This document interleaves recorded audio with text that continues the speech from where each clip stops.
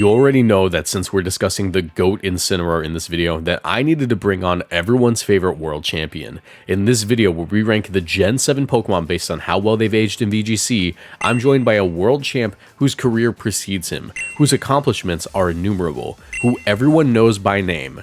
That's right, I brought on the 2018 Seniors World Champion James Evans. Again, we'll be ranking these Pokemon in just 3 strict tiers. They'll either be still viable, niche, or not viable. With still viable meaning that we still see these Pokemon today, niche meaning that they'll hit the team builder at 4 AM when you're not really in your right mind, and not viable meaning that I wouldn't even bring these Pokemon to a local tournament. This is another long rambly video you can keep on while you clean your room or procrastinate at work or something. Let's just get right into it. If you guys enjoy, leave a like, subscribe, check out the Patreon, become a YouTube channel member, hype the video, all of that. And hey, you definitely want to subscribe because at 300,000 subscribers, I'll be ranking every bench in Lumio City. Let's just begin.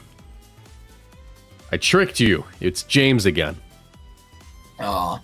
You know, when I pitched you the idea of like teasing a Gen 7 champion, I forgot that Wolfie won in Gen 6, so. I mean, he won an Internats in Gen 7. He did, but let's pretend that I was teasing like... You could have just said, yeah, you could have just said, like, it's someone different this time. I lied, it's James. Yeah, it's Paul Ruiz, the other champion. Yeah, always bet on James. I actually could get Paul Ruiz for these videos. I can talk to him. Why didn't I get Paul Ruiz? Oh, okay. My bad. Okay. We're back. We're ranking the Gen 7 Pokemon. James's microphone is fixed, it seems. Probably mixed pretty well, too. I actually recorded, like the last 2 videos we did was at a different setup. Now I have, like, a cool new desk. It's the same mic hooked up to the same computer. I don't know what changed. Maybe it's just closer to your face. I don't know. I like to think of it as that new desk smell. Exactly. All right, we're ranking the Gen 7 Pokemon. This is a short Pokedex. I want to get through with this because I have another video I need to make. I am recording this video while writing a different video while trying to get back to Pokopia as soon as possible. Also, I have to clean my house and my girlfriend's going to yell at me. All right, so, Decidueye. The Deciduous Eye. Never been viable. I was gonna say it's one of the most nothing Pokemon ever. It has quite possibly the funniest hidden ability of all time. Long reach. Not named Skull. Congratulations. Now you won't touch Ferrothorn. The Pokemon that. Hold on. Wait. No. Nope. Wait. Oh, they got rid of it. That's only the They got rid of it. Yeah, Decidueye has never been good in its entire history, unless you count Hisuian, which we don't, because... And that was only barely good in, like, Reg Age. Yeah, barely. Not even, like, good. It was, like... It did not do anything. It was mass, like, delusion that it was good. Yeah, it was basically a week 1 Lattermon that was really funny on paper. Like, it was really funny, but... Outclassed by Flamigo. How do you do that? Yeah. God bird-mogged. I know. All right, welcome to the main body of the video. Let's talk about this guy for an hour. All right, thanks for watching, guys. Really appreciate it. The video's over. We have to explain Incineroar. Do we? We kind of do. I know that every video ever, I've actually come to the point where, like, when I'm talking about Incineroar in videos, I'll go, if you've already seen any video of mine, you know what Incineroar does. But the short version is Intimidate, Fake Out, Knockoff, Parting Shot, Immune to Prankster, Great Bulk, Burn Immunity, good defensive typing, best Pokemon ever. I'll ask a better question. Where were you on March 8th, 2018 when you got #the news? It's insane that you have that date memorized.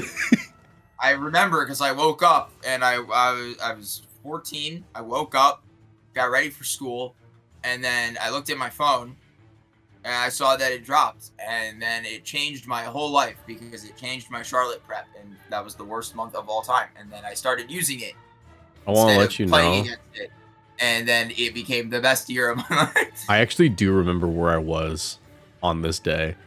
I was literally in my freshman year of college. It was in English class. One of my, like, required classes, like just because you're in your freshman year, right? And Yes. I was sitting there in the English class, and I saw the Cerebi notification that the hidden ability for Incineroar just came out, and I immediately, after class, got up, went back to my dorm, tried to figure out the best ban team with Incineroar because I had played VGC 17 with, you know, Bulu, Arcanine, Nihilego, right? And I was like, maybe now it's Incineroar, Arcanine, Nihilego, Ian, right? No, it was not. No. It was. No. It just became the great Incineroar Landorus war. I remember watching like the Pikalytics usages between them just shift, because at that point Pikalytics was like the best data we had. Kind of crazy to say, because not even horrendous. Yeah, it's kind of bad nowadays, like the Pikalytics usage. I don't know why it's so behind, but it's so funny because I remember seeing like Incineroar number 1, Landorus number 1, Incineroar number 1, Landorus number 1, and then eventually it was like Incineroar just, yeah, it's the most splashable. You voted for Tapu Fini. Yeah. and then I love that, Eddie. Yeah. And then next generation they go, what if we gave him Parting Shot? And then it's just been over since then. I will actually argue to a degree. This is somewhat correlated. I believe 2018 Incin might still be the best version of Incineroar. Because it used U-turn and Assault Vest. That was so cool. Yeah, when Incin released, it is quite possibly like the best it's ever been. Just simply because not even so much Assault Vest was the best set, but you had Super Pinch Berries, which were massive for it. You had massive amounts of healing, without necessarily having to compensate for bulk or anything. That's like something like a Citrus Berry would. You would see like on a Citrus Berry nowadays, even though Citrus Berry isn't necessarily bad because of Surging Strikes.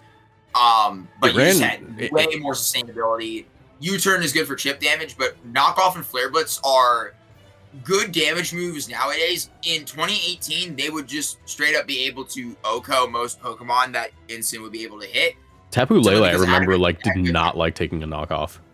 Yeah, you did. Like if you were Mega Metagross, you had to genuinely watch out for Flare Blitz. Like most Pokemon did not want to get hit by knockoff or Blitz, and U-turn was still really good at repositioning because back then repositioning was pretty common, but like it wasn't necessarily nearly as like widespread. You didn't have something like Rillaboom and Incineroar together. You had like Lando and Incineroar together, which is still very broken, but Landorus oftentimes, doesn't have to always opt for a pivot move. Or you have something like Incin and Coco, which is just the most disgusting combo ever created by man. Not biased at all. But I would say there were so many ways to have offensive pivots, whereas nowadays it's usually Incin and Rillaboom are not that nearly as aggressive. But this is 2018, so it's kind of like the melee of competitive Pokemon. It is. That was the best format. I love that format. Yeah. Yes. I gotta throw it out there. I think that the biggest difference between 2018 Incineroar and modern Incineroar, it isn't even necessarily like the mindset of the people building the Incineroar. It's literally just the tools available in the game have made it so there are so many OHKO monsters that just one-shot everything that Incineroar can no longer go adamant. Usually, it can still go adamant, but like back then, I would say you're only going adamant really if you're Assault Vest because you can afford the damage. I would say, but like back then, it was like adamant Incineroar 2-shot things with Flare Blitz. Like that was adamant was the most common by far. Yeah, and like now it's like, do I go careful? Do I go brave? Do I go? Like, there's plenty of options, and that's not necessarily bad. I think in that sense, Incin has only become better. The one that actually just won Seattle Regionals was an adamant Incineroar. Yeah. Like with a fair amount of attack investment. Yeah, I know. I mean, but the general like Incineroar. Like when I see an Incineroar, I don't look at it and go, "Oh God, I'm scared of Flare Blitz." I go, "Well, that's probably gonna be like a 3-4 hit KO." Annoying if you're parting shots out turn 1. Yeah, like I have never. If you get hit by an Incineroar, like go scratch a lottery ticket. That's crazy.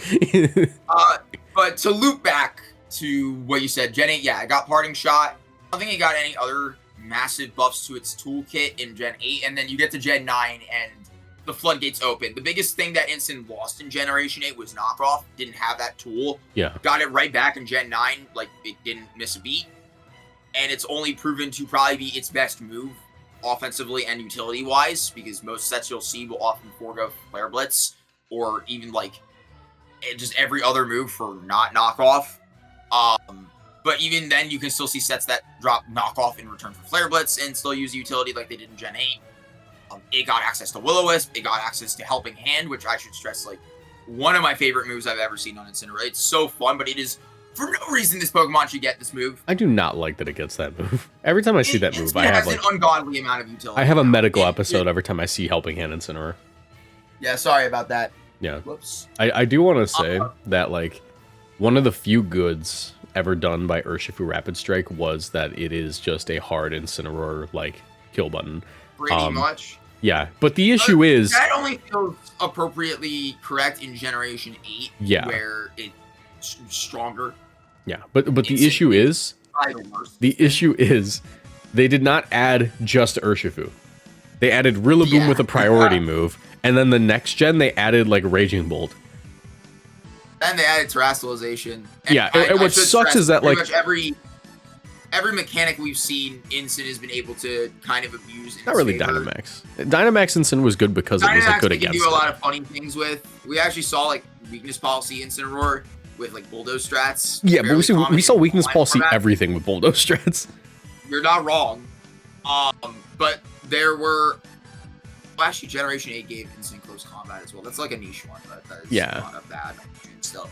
The point is, though, I think across the years, regardless of how offensive a mechanic is, how defensive it is, Instin's really always found a way to utilize it. Like, even in Gen 7, it had its own signature Z move, but if not, it's generally probably the best Pokemon at propagating Z move damage in the entire game. Gen 7, the one-shot Lunala button. Yeah, pretty much.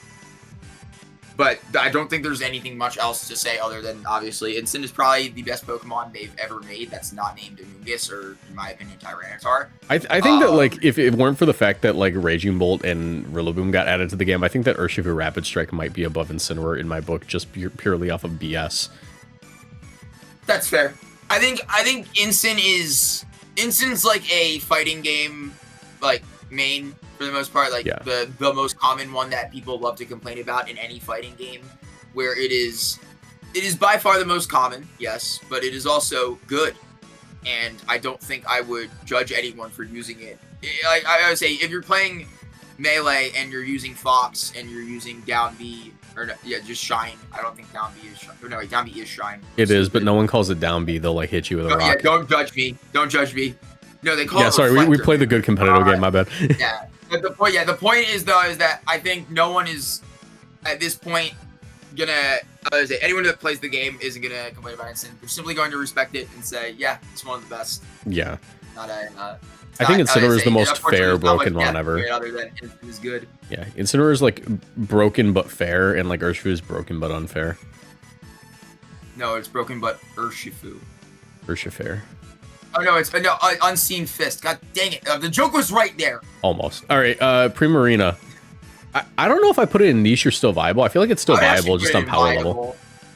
Prim has proven itself much more in these last 2 generations than it did in its initial generation. Yeah, I mean, like, in its initial generation, it was competing with Tapu Fini. Yeah, it dropped into in the worst possible context ever. It dropped into a format where Tapus were already existent, and it dropped into a format with Mega Gengar, Tapu Fini, and Tapu Koko. So there were, and Kartana. So there were just Pokemon that can nuke this thing into oblivion. Oh my god, we have to talk about Ultra Beast. I forgot about that. You had the upgrade right around the corner. Yeah. It really only started to see usage Series 3 in Sword and Shield, where for some reason it just was put in the game, and they were like, hey, you can use this Pokemon now, even though it's not in the game. Weird decision, but it was just Pokemon home dropped, and that was, like, importable. Really weird, yeah. They were just like, yeah, you can use it now. I'm kind of okay with that. It almost feels like a preview to, like, them thinking about maybe having rotating ban lists, which yes they did, but, like, it's not even a rotating ban list. It's just like more things get legal and legal. But that's neither here or there. Yeah. But Prim with Dynamax was a massive threat. I would actually argue is probably the most broken Pokemon with Dynamax that we saw early on that wasn't named Charizard. Yeah.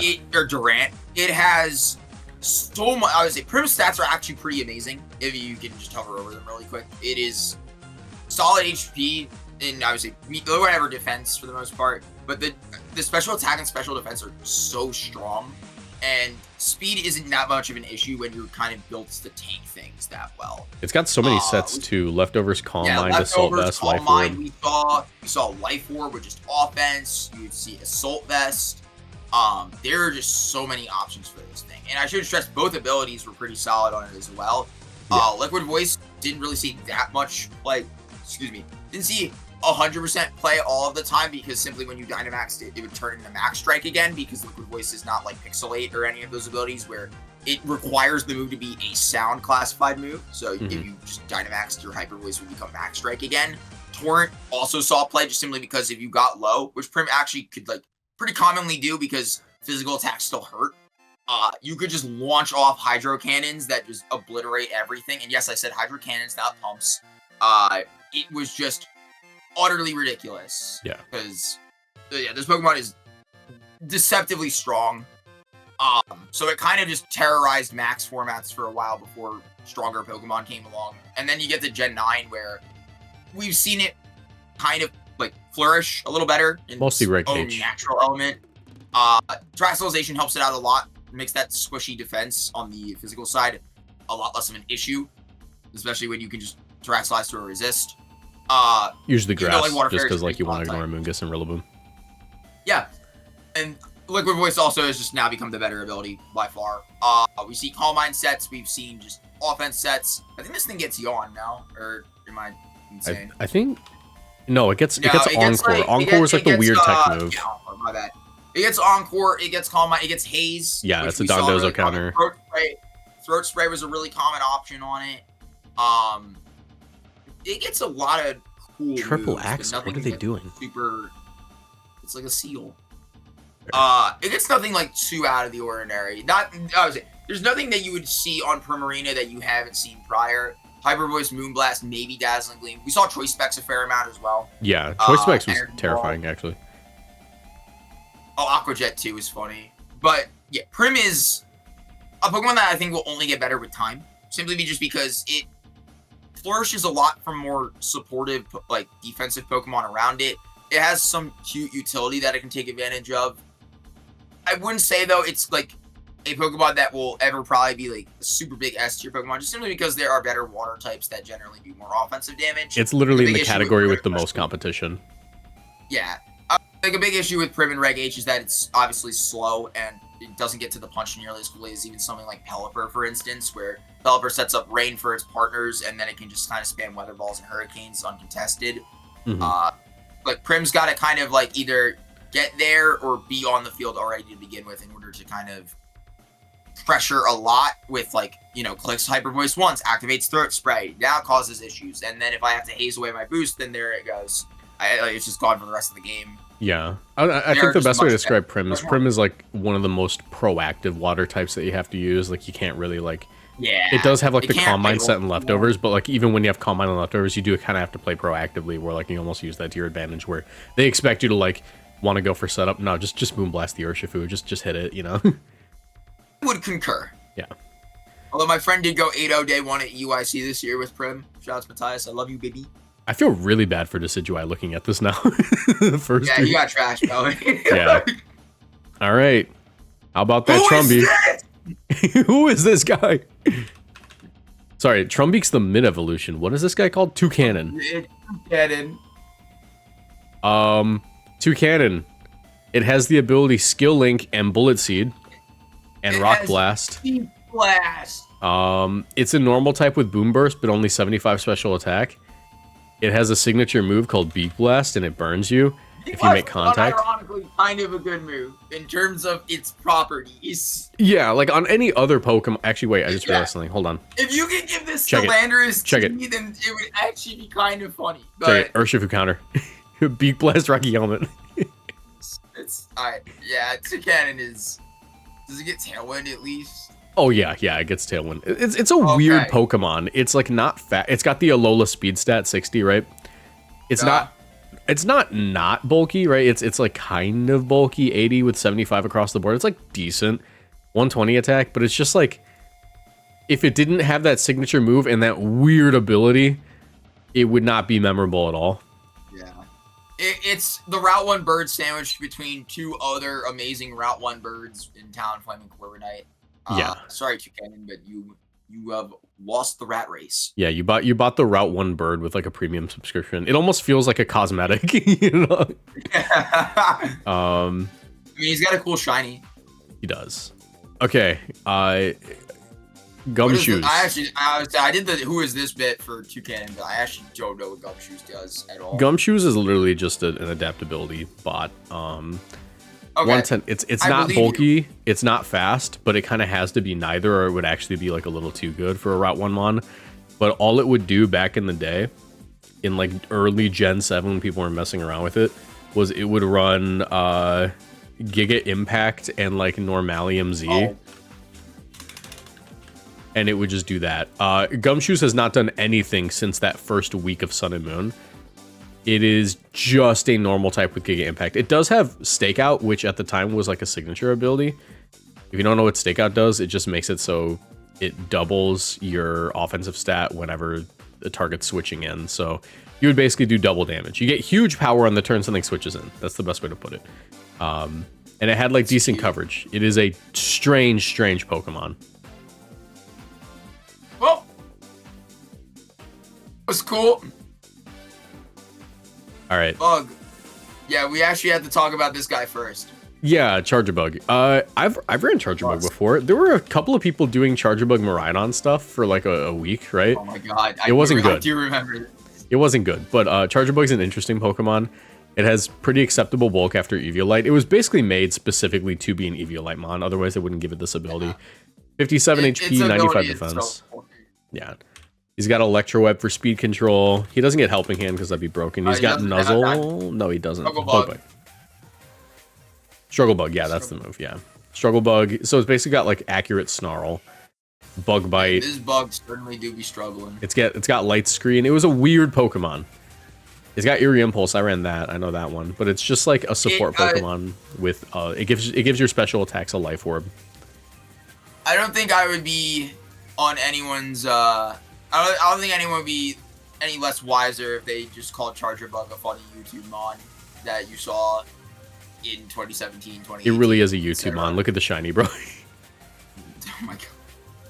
That's a play button. Red now. Okay. Yeah, now Big Bug. Vikavolt. Actually, probably the best of the not viables. I put Vikavolt at the top. Vikavolt has always kind of been on the fringest of viability. It's got 145 special attack. Yeah, it's going to be on the fringe of viability. It is such a weird Pokemon. Bug Electric is a really cool type offensively, but defensively it kind of falls into a lot of snags.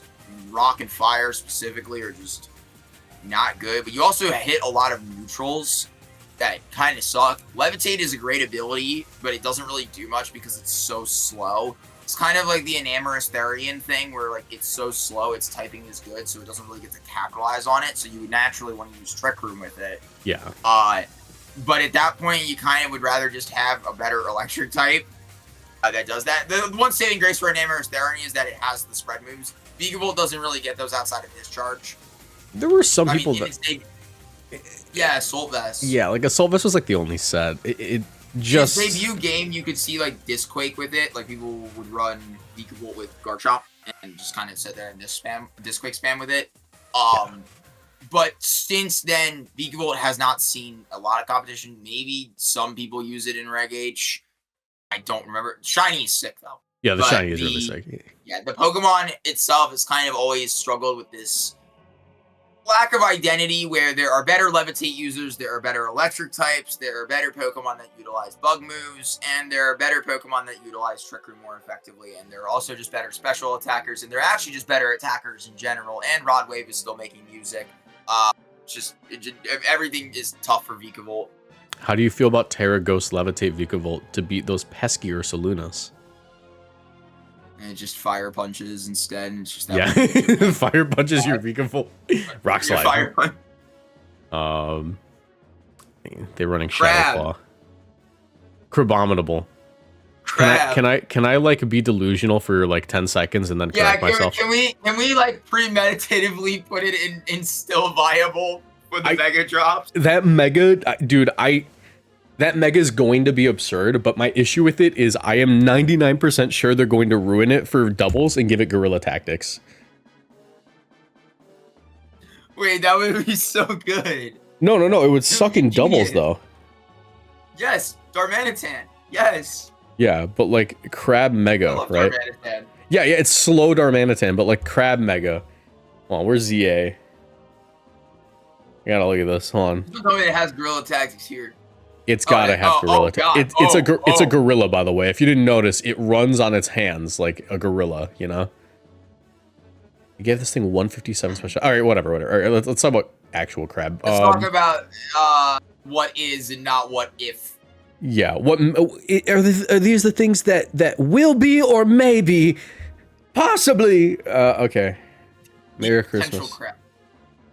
I do want to let you know that I did recently have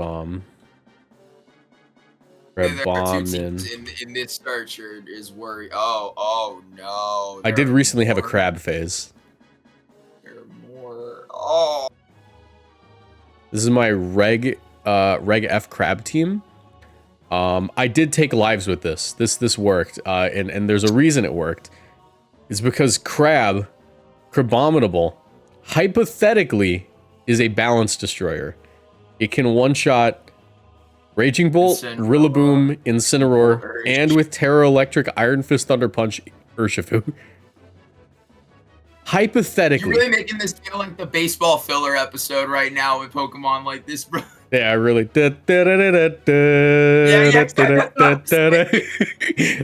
No, but yeah, actual Crabominable. The issue with Crabominable is that it has an abhorrent defensive typing. It's weak to literally everything. Ice fighting is awful. Yeah, and it is its bulk is not good. They gave it a good HP stat. That's pretty nice, but everything else, they gave it 77 defense. You're a crab. How do you have 77? You're a crab. I think also it's worth mentioning that fighting in Ice, while is an offensively great typing, arguably really, really strong, not even so much defensively. Fighting in Ice are just two types that are commonly covered by other Pokemon, and despite Crabominable getting stab on them, not only do other Pokemon get stab on them in the first place, but it's just a matter of, would you rather want to click an Ice move with Cresselia or Crabominable? Yeah, and you're usually clicking an Ice move to one-shot a Pokemon, so... Yeah. And I do have to throw it out here. It's only like niche is roll compression, and you are compressing a lot into a very frail package. Look at that special defense stat. Yeah. Oh, that's great. I would rather compress this crab into a boiling pot of water and eat him. Dude, I went to Iceland and had an amazing like lobster bisque. Wait, that sounds really good. Yeah, dude. Can we talk about that instead of Crabominable? Okay, so lobster bisque, right? Is there a lobster Pokemon? I was gonna say Crawdon, but that's like kind of. That's a crawfish. That's literally a crawfish. Clauncher. Well, that's what I mean. Like, crayfish is like not too not like physically. It's not too far looking off. Yeah. Okay. Hey, what a bird! Oricorio. So Oricorio makes it so all EX Pokemon can't actually hit it, making it one of the best electric cards in Pokemon TCG Pocket. I do know this. Yeah. So all the birds are basically not viable, but like we have. But like they're up there. Scarcely seen Oricorio as a dancer gimmick thing. We actually saw Sensu not that long ago in Reg H on some streams. It was the Simple Beam Golduck team, right? Yeah, it was some cool tech right there. Overall, historically though, Oricorio has not been looking too hot. I think the only time it ever really saw usage was in 2017 to any effectiveness, because back then you had, let's say this is a weird one, you had Quiver Dance, Pheromosa, and Lilligant on Sun, and the idea would be essentially with Oricorio Pom-Pom, you would Quiver Dance next to it, and then have the Oricorio copy the Quiver Dance, and then nuke something with Supersonic Sky Strike Hurricane. I forgot, does Oricorio itself also get Quiver Dance? It gets it now. It didn't get it back then. Gotcha. I was gonna say, back then I don't think it did, but like, yeah, Oricorio, Dancer. It's why it became super broken in singles, because everyone would run Oricorio and you would just start copying each other, and then whoever won the tie would win the game. Dancer makes you use the dance move if another Pokemon uses the dance move. So there are some really funny gimmick teams where you would run I mean, like in non-competitive games, like some people would run like 2 Oricorios because technically speaking, if you ran 2 Oricorios, you could Quiver Dance 4 times in a turn, I think, with like 2 Pokemon. Yeah. So they'd both get up to +2 and everything, and then you could. The thing with Oricorio, its whole deal is that it can attack and set up at the same time as long as there's a Pokemon sitting up next to it. If Pokemon's Quiver Dancing next to it, Oricorio gets to Quiver Dance immediately after, and then it gets to throw out its Revelation Dance. And that's its whole deal. It's not good, but it's like fun. Funny. Funny. That is a funny bird. Yeah. Rabombi. All right. Well, this is the weirdest one. Good one. The actual good one. Again. Yeah. Rabombi is the good bug type. That we get to talk about instead of Evolt. This guy has some really cool abilities. Not Honey Gather. I don't even know why this ability, frankly, anymore. Considering Honey has no applicant use in any Pokemon game now that Rabombi is in. Rabombi has Shield Dust, Covert Cloak as an ability. That's great. A lot of people don't even know that ability exists. It also has Sweet Veil, which is a pretty solid ability, all things considered. It's not one that gets mentioned that often just simply because there are not many Pokemon that have it. We'll actually get to another Pokemon down the line that has this now that I think about it. Makes it so you can't fall asleep. Very, very good ability in terms of what it's doing for you. Shield Dust is obviously probably better in most uses, just simply because you are immune to Fake Out and any secondary effects. That means, on a frail Pokemon like Rabombi, Focus Sash is a lot more valuable. You can't be burned or poisoned by some errant move. Just makes it a lot more reliable. Yeah. James. The main deal with Rabombi is always going to be Tailwind. It has, I would say, super fast Tailwind with some strong Moonblasts. It also is the first Pokemon that we really get to talk about in terms of Pollen, I think. Oh yeah, Pollen Puff. That's the first Pokemon to ever learn it. Yeah, this was its signature move back then. And it is a really great ability. It's a really great move we've seen historically now. But Rabombi was the first one to get it. So it had kind of a niche gimmick even in its starting debut. Yeah. I mean, obviously that move is a lot more important on Amoonguss now, but Rabombi technically can use it today. On other Pokemon now that have claimed it as its own, but it is still a really cool niche that Rabombi had early on, and it still gets utilized on it to this day. Not arguably as much as Moonblast. It has things like Fake Tears that make it a really cool utility mon. We saw that win Lyle Regionals this year with Marco, and that was a really, really cool strategy. It just means that you can kind of get around a lot. But overall, I would say Rabombi's a very simple Pokemon. Yeah. It's just, good. It's good at what it does, but it's not necessarily, breaking any barriers with how broken it is. It's simply a good Pokemon in the applications that it gets to be used, and it doesn't it's like one of 4 Pokemon in this entire list that's above 100 speed. I think that's what really made it kind of solid. Is just 124. Yeah, 124 is good. You're faster than Masquerada. You're faster than most Pokemon in the game. I think that hypothetically speaking, Rabombi would be a much better Pokemon going forward if it got Encore. I think that it's got a speed tier where if they gave it Encore, it would actually be kind of a staple of low power formats. But see, the issue is that it can't clap those tiny little noodle arms. Exactly. It's only good for no muscles. Yeah. What kind of bug even is Rabombi? It's not a bee. It's a different type of bee. It's a honey fly or whatever. It's literally just cutie fly, but cute. I think it's literally called a bee fly. Yeah. Harmless. I do want to let you know a fun fact. I had a buddy of mine try to explain to me that Sweet Veil is the optimal ability on Rabombi and Reg H because it makes it so you can't be put to sleep by Direflaw. And but you can still get paralyzed. I had to does he know him? Wait a minute, Shield does that. Genius. Okay. Oh my god, welcome to just the most nothing Pokemon ever club. This is, all of the Lycanroc save for one are kind of bad. Lycanroc Midnight is pretty actively lame just because it's better than Decidueye. What does he even do? It literally just has unmissable Stone Edge. Yeah, that's literally it. You want no guard Stone Edge. Yeah, to a gambler like me, every Stone Edge is unmissable. That's the thing I really hate about No Guard as an ability, is that with moves like Stone Edge and Hurricane, I always think to myself 80% of the time you don't even actually have an ability. Oh yeah, but it has simplicity. Yeah. I really don't know what to say. Yeah, the other one. This one is the other Lycanroc. Do you like Tough Claw Stone Edge instead of No Guard Stone Edge? I don't even no. It doesn't even work because it's not a contact move. Stone Edge. Wait. What rock moves do you have? You have Accelerock. That's it. Okay. I believe Accelerock technically is a contact move. And close combat. It is a very bad Pokemon. It's got a good attack stat and like a good speed stat. In singles in the right format, this could be good, but in doubles, it's like just not doing anything. Talk about the one that people use on sand. Yeah, okay, so this one's really cool. Actually, I think this is the coolest Lycanroc just because of its like very specific niche. Lycanroc midday form. I think that's midday form is the only good Lycanroc because it has Sand Rush and Rock Slide, so you can run it next to Tyranitar and do that sort of thing. I believe it also gets like some interesting like tech moves, but the most important tech move of all is close combat. But the most important tech move of all is literally just Endeavor. Because it's a rock type, it means that it doesn't take sand damage, so it can easily go down to Focus Sash after one turn of just gameplay because they're scared of the fast Rock Slide mon. They're going to KO it. And then Lycanroc in sand can outspeed basically everything with 112 base speed and doubled with Sand Rush.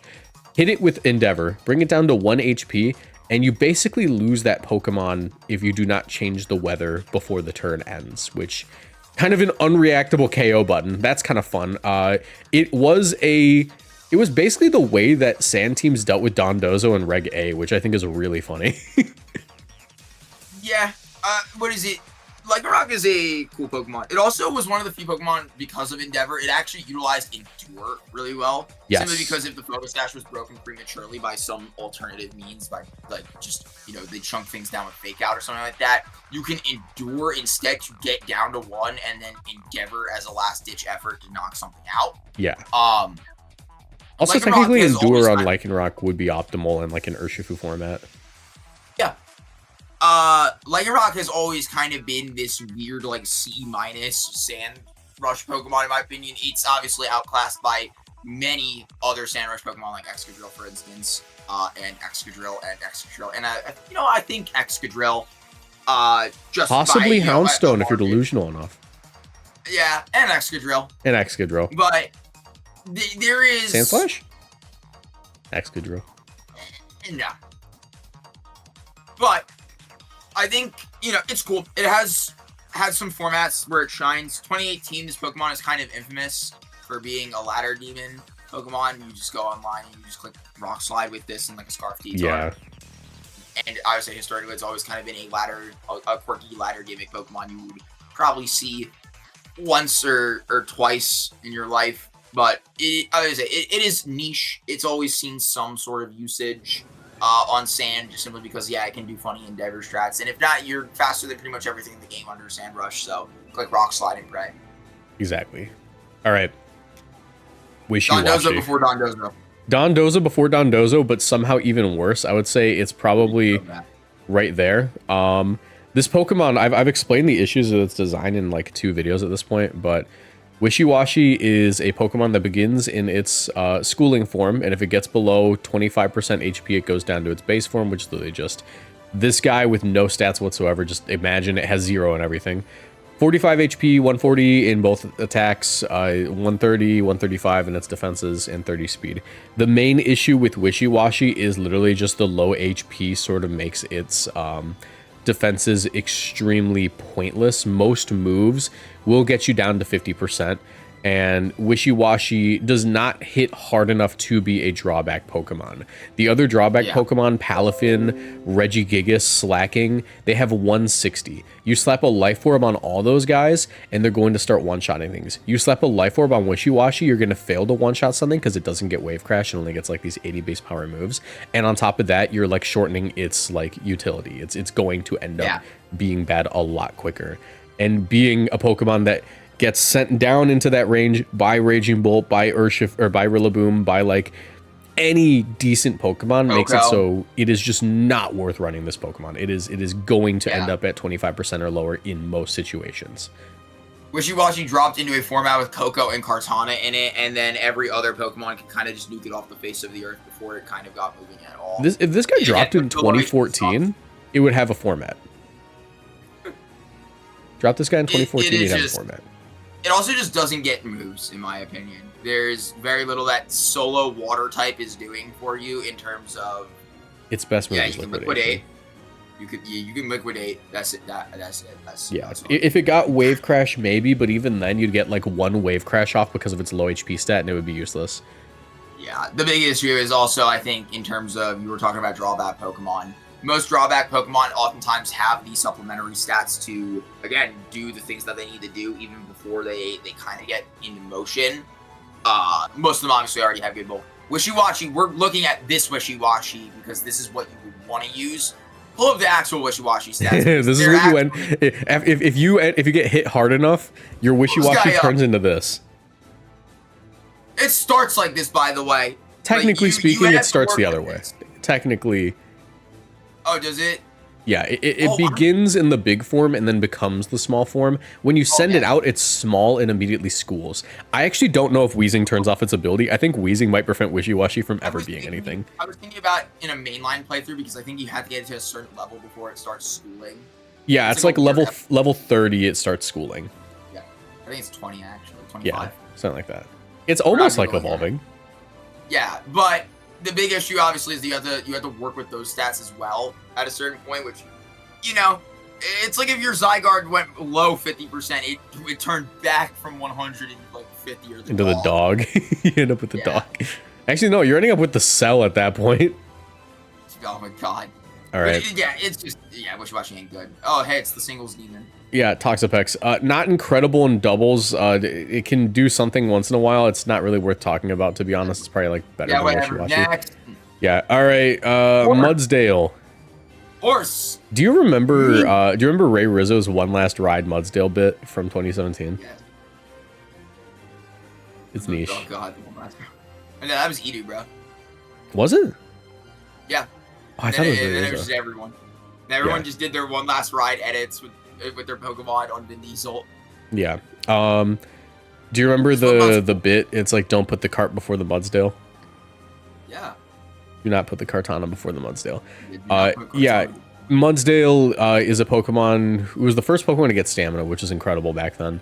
It only got better, actually. I think Mudsdale... Is it in the game right now? No. Yes, maybe. Let me see. I'm actually really curious. New team, OU, and Pokemon. It is in the game. Mudsdale. Right. PU. It's weird that it's not really seen in VGC. I think it's mostly just a competition thing. I think that like playing in Reg F. I'm pretty sure there's a DLC mon. No. Actually, it was in the base game, but like it's a competition thing. It's like there's so many incredible ground types that it's hard to ever find a use for Mudsdale. It dropped into a format with like Garchomp, and then there are also like heavy Earthquakers and Dondozo. Yeah. Great cards that became viable not too long after. Mudsdale's cool. It has a great ability in stamina. Obviously, the first Pokemon to utilize that, and it was really annoying with that in Gen 7. And then it just got super buffed in Gen 8. It got access to 2 abilities that make it immune to Intimidate, Inner Focus, and Own Tempo. You can literally see all 3 of these abilities on it at one point or another. Yes. In Dynamax, it had things like Bullet Seed with stamina on like Whimsicott or something, and Weakness Policy. That was a really common set early on. Like Mudsdale has had solid applications in formats where it is viable. I should stress viable, because when it is good, it's really good. It's probably one of the best ground types that is like consistent. Obviously, it's also the first Pokemon to introduce the entire game to high horsepower. The first horse to have power. Yeah, the first. Yeah, no others had power. I mean, that's not even like incorrect. Rapidash sucks. Before this, but I think for what it's worth, Mudsdale's niche. It's had 2 good formats under its belt, which is a lot more than some of these other guys. We need to talk about the spike in power that horses had in Pokemon Gen 7 onward. The rise of horses in Pokemon VGC. That'd be a really funny video to make. Just be like, okay, so we need to talk about horses in VGC. They all sucked until Mudsdale, and then Calyrex happened. Yes. Dude, get me on for that. Is there a horse in Gen 9? I'll talk about it for hours. Now we can talk about my favorite son. Yeah, all right. I'm gonna throw you a bone here. My chud son. I love him. I'm gonna throw you a bone here. I think it's still viable. I like Araquanid smiley face. Go ahead and talk about it. This is your world champion, Mon. Yes, yeah, fun. Yeah, you put a little. Can you like edit a little, like Amazon trivia thing, or like like when like little like thing bumpers pop up in like Yeah. the bottom left corner of like whatever you're watching, and it'll be like, fact, did you know that James Evans won the 2018 Senior World Championships with Araquanid? Yeah. Fun fact. James Evans and Paul Ruiz won the world championships at the exact same year at the exact same event, but I only called one of them for this video. Yeah, unfortunately, you only got one on your phone. True. I'm assuming you only have one on your phone. You might not. Feel free to break my heart. Oh yeah, But, hold on. Yeah, hold on. Wolfie VGC, is that you? Oh, sorry, I'm getting a call. Let me put you on hold. Ray Rizzo, my man, you need to hold $5,000? You know what? Keep it. Don't even pay me back. Anyways, Araquanid. Araquanid. This guy has a really, really cool ability. I would say it's one of the few Pokemon that I think is like kept its signature ability and kind of its whole shtick. Water Bubble. Really great ability. Immune to burn, double water damage. Simple as that. Its stats are not nearly as good as some of the other Pokemon here. Araquanid's probably held up the worst stat-wise out of any Generation 7 Pokemon that has previously been viable. You just don't want to look at these. Yeah. 70. Yeah. These are some very dollar store stats. That's the thing, though. Like, a water bubble effectively gives it, like, huge power. Double attack in most instances. Yeah. It's capable of firing off liquidations very comfortably. It utilized Z-Move really well back in the day. I would say it was also a really good user of recovery berries. Again, Yes. Pinch Berry was really good. Even though its HP is not the best, it was bulky enough to be able to tank a lot of hits and then just heal them off with no problem. It also has a really cool niche in Bug Bite. This is a move that kind of especially back then. It's dropped off in usage in VGC a lot, like in the past few years, give or take. But back then, Bug Bite was a really cool move. You could just nab an opponent's berry, and that's just cool. It's like Thief, but like with actual proper application, because you can do damage with Bug Bite in most instances. Not on Araquanid, but it's cool. I mean, you're using it most often than not as your secondary move of offense. And then haven't even thought about Wide Guard. Yeah, got Wide Guard. This is, I would say, one of the cooler Pokemon that utilize Wide Guard. Infestation is also a funny thing that it can do. We saw that actually pop up in Seattle. Yeah, that's not even a joke. Araquanid is also probably one of the best utilizers of Substitute in the entire game's history. Oh yeah, that's a very biased take. Yeah, I think isn't it mostly just because you want to run Mystic Water for max damage instead of like a Clear Amulet, and Substitute basically lets you get a pseudo clear. It's like, I would argue just even back then, Araquanid is one of those Pokemon again where we mentioned that the stats are not nearly as good or as like well placed as other Pokemon, even in its own respective generation. You feel the intimidate. Getting a Substitute up with this thing feels very momentous, where obviously we mentioned it wants to be firing off liquidations, it wants to be firing off Z-moves. Nabbing things with Bug Bite is more often than not helping it recover things. Araquanid is a Pokemon that actually can afford to kind of cut into its own HP supply and then find places to either recover it or weave in strong attacks. In this case, literally because it's a spider. Not really, but it is a spider in terms of name and design. There are no real spiders in Pokemon, if you didn't know. Yeah, weird. It's a design thing. Like 6 legs will literally put people off, and like Pokemon are supposed to be cute, so they only go with 6. Or sorry, 8 legs will put people off, so they only go with 6. But what is it? Yeah, so Araquanid actually oftentimes more like it can cut into its own HP supply, and in return usually get a very good trade-off because of it. Also, just because Water Bubble defensively is so nice, means fire moves won't be breaking you as often. And also, you do have solid defensive stats if you invest in the bulk properly, which more often than not you are, just because of it being a tricker Pokemon. But yeah, I would say Araquanid has always, in Gen 7, in Generation, or is it in 2018, 2017, this is one of the best Pokemon around, by far. Yes. It is so strong, even like after it kind of took a nerf in 2018, just simply because there were more Pokemon running around with more viable strategies in play. Rain was a lot more common with better Pokemon. Even something like Snorlax was a much more prominent Pokemon, but because Snorlax is more prominent, because Pinch Berries are more prominent, then Bug Bite becomes more useful, Liquidation becomes more useful in Incineroar. It hits frail targets like Mega Gengar harder, it's Landorus for good damage. overall, Not just even a good very damage. What do you mean it sound- one-shots Lando? Oh yeah, at 100% lock. I mean, with Intimidate, dude. With Intimidate, if you have a Mystic It Water, it Liquidation one-shot still Coco one-shotting. with Z Liquidation. I can just go on about this Pokemon. I love it back then. Since then, it's kind of taken a dip. Namely, Araquanid has lost utility in like what it does. It's just harder to do. Simply in Dynamax, it could do a few things. We've seen it a few times throughout Generation 9. Not nearly to the same success though. Power creep is really pulled up, especially with water types of all types. There are much better water types. I wonder if there's another water type who might be a little bit broken. Yeah, with like just some really strong water move. Yeah, imagine it hits like 3 times and they always crit. Yeah. Yeah. Yeah. It's unfortunately kind of a toll Araquanid is taking. It's its curse for being so good in its, launch generation for 2.5 years roughly. Yeah. I think Araquanid's like the gatekeeper of still viable. I cannot put it in niche. Like, I think it's like the gatekeeper where it's like if it's worse than Araquanid. In recent time, but you know what? For my Chud son, anything. I love no Araquanid's like in my top 5. This guy's so cool. Araquanid. I think just design wise, Araquanid like really like Araquanid was the first Pokemon where they look at an ability and they went, an ability can be 3 abilities actually. Yeah. Oh wait, I didn't even get to talk about Totem Araquanid. Small little. The optimization.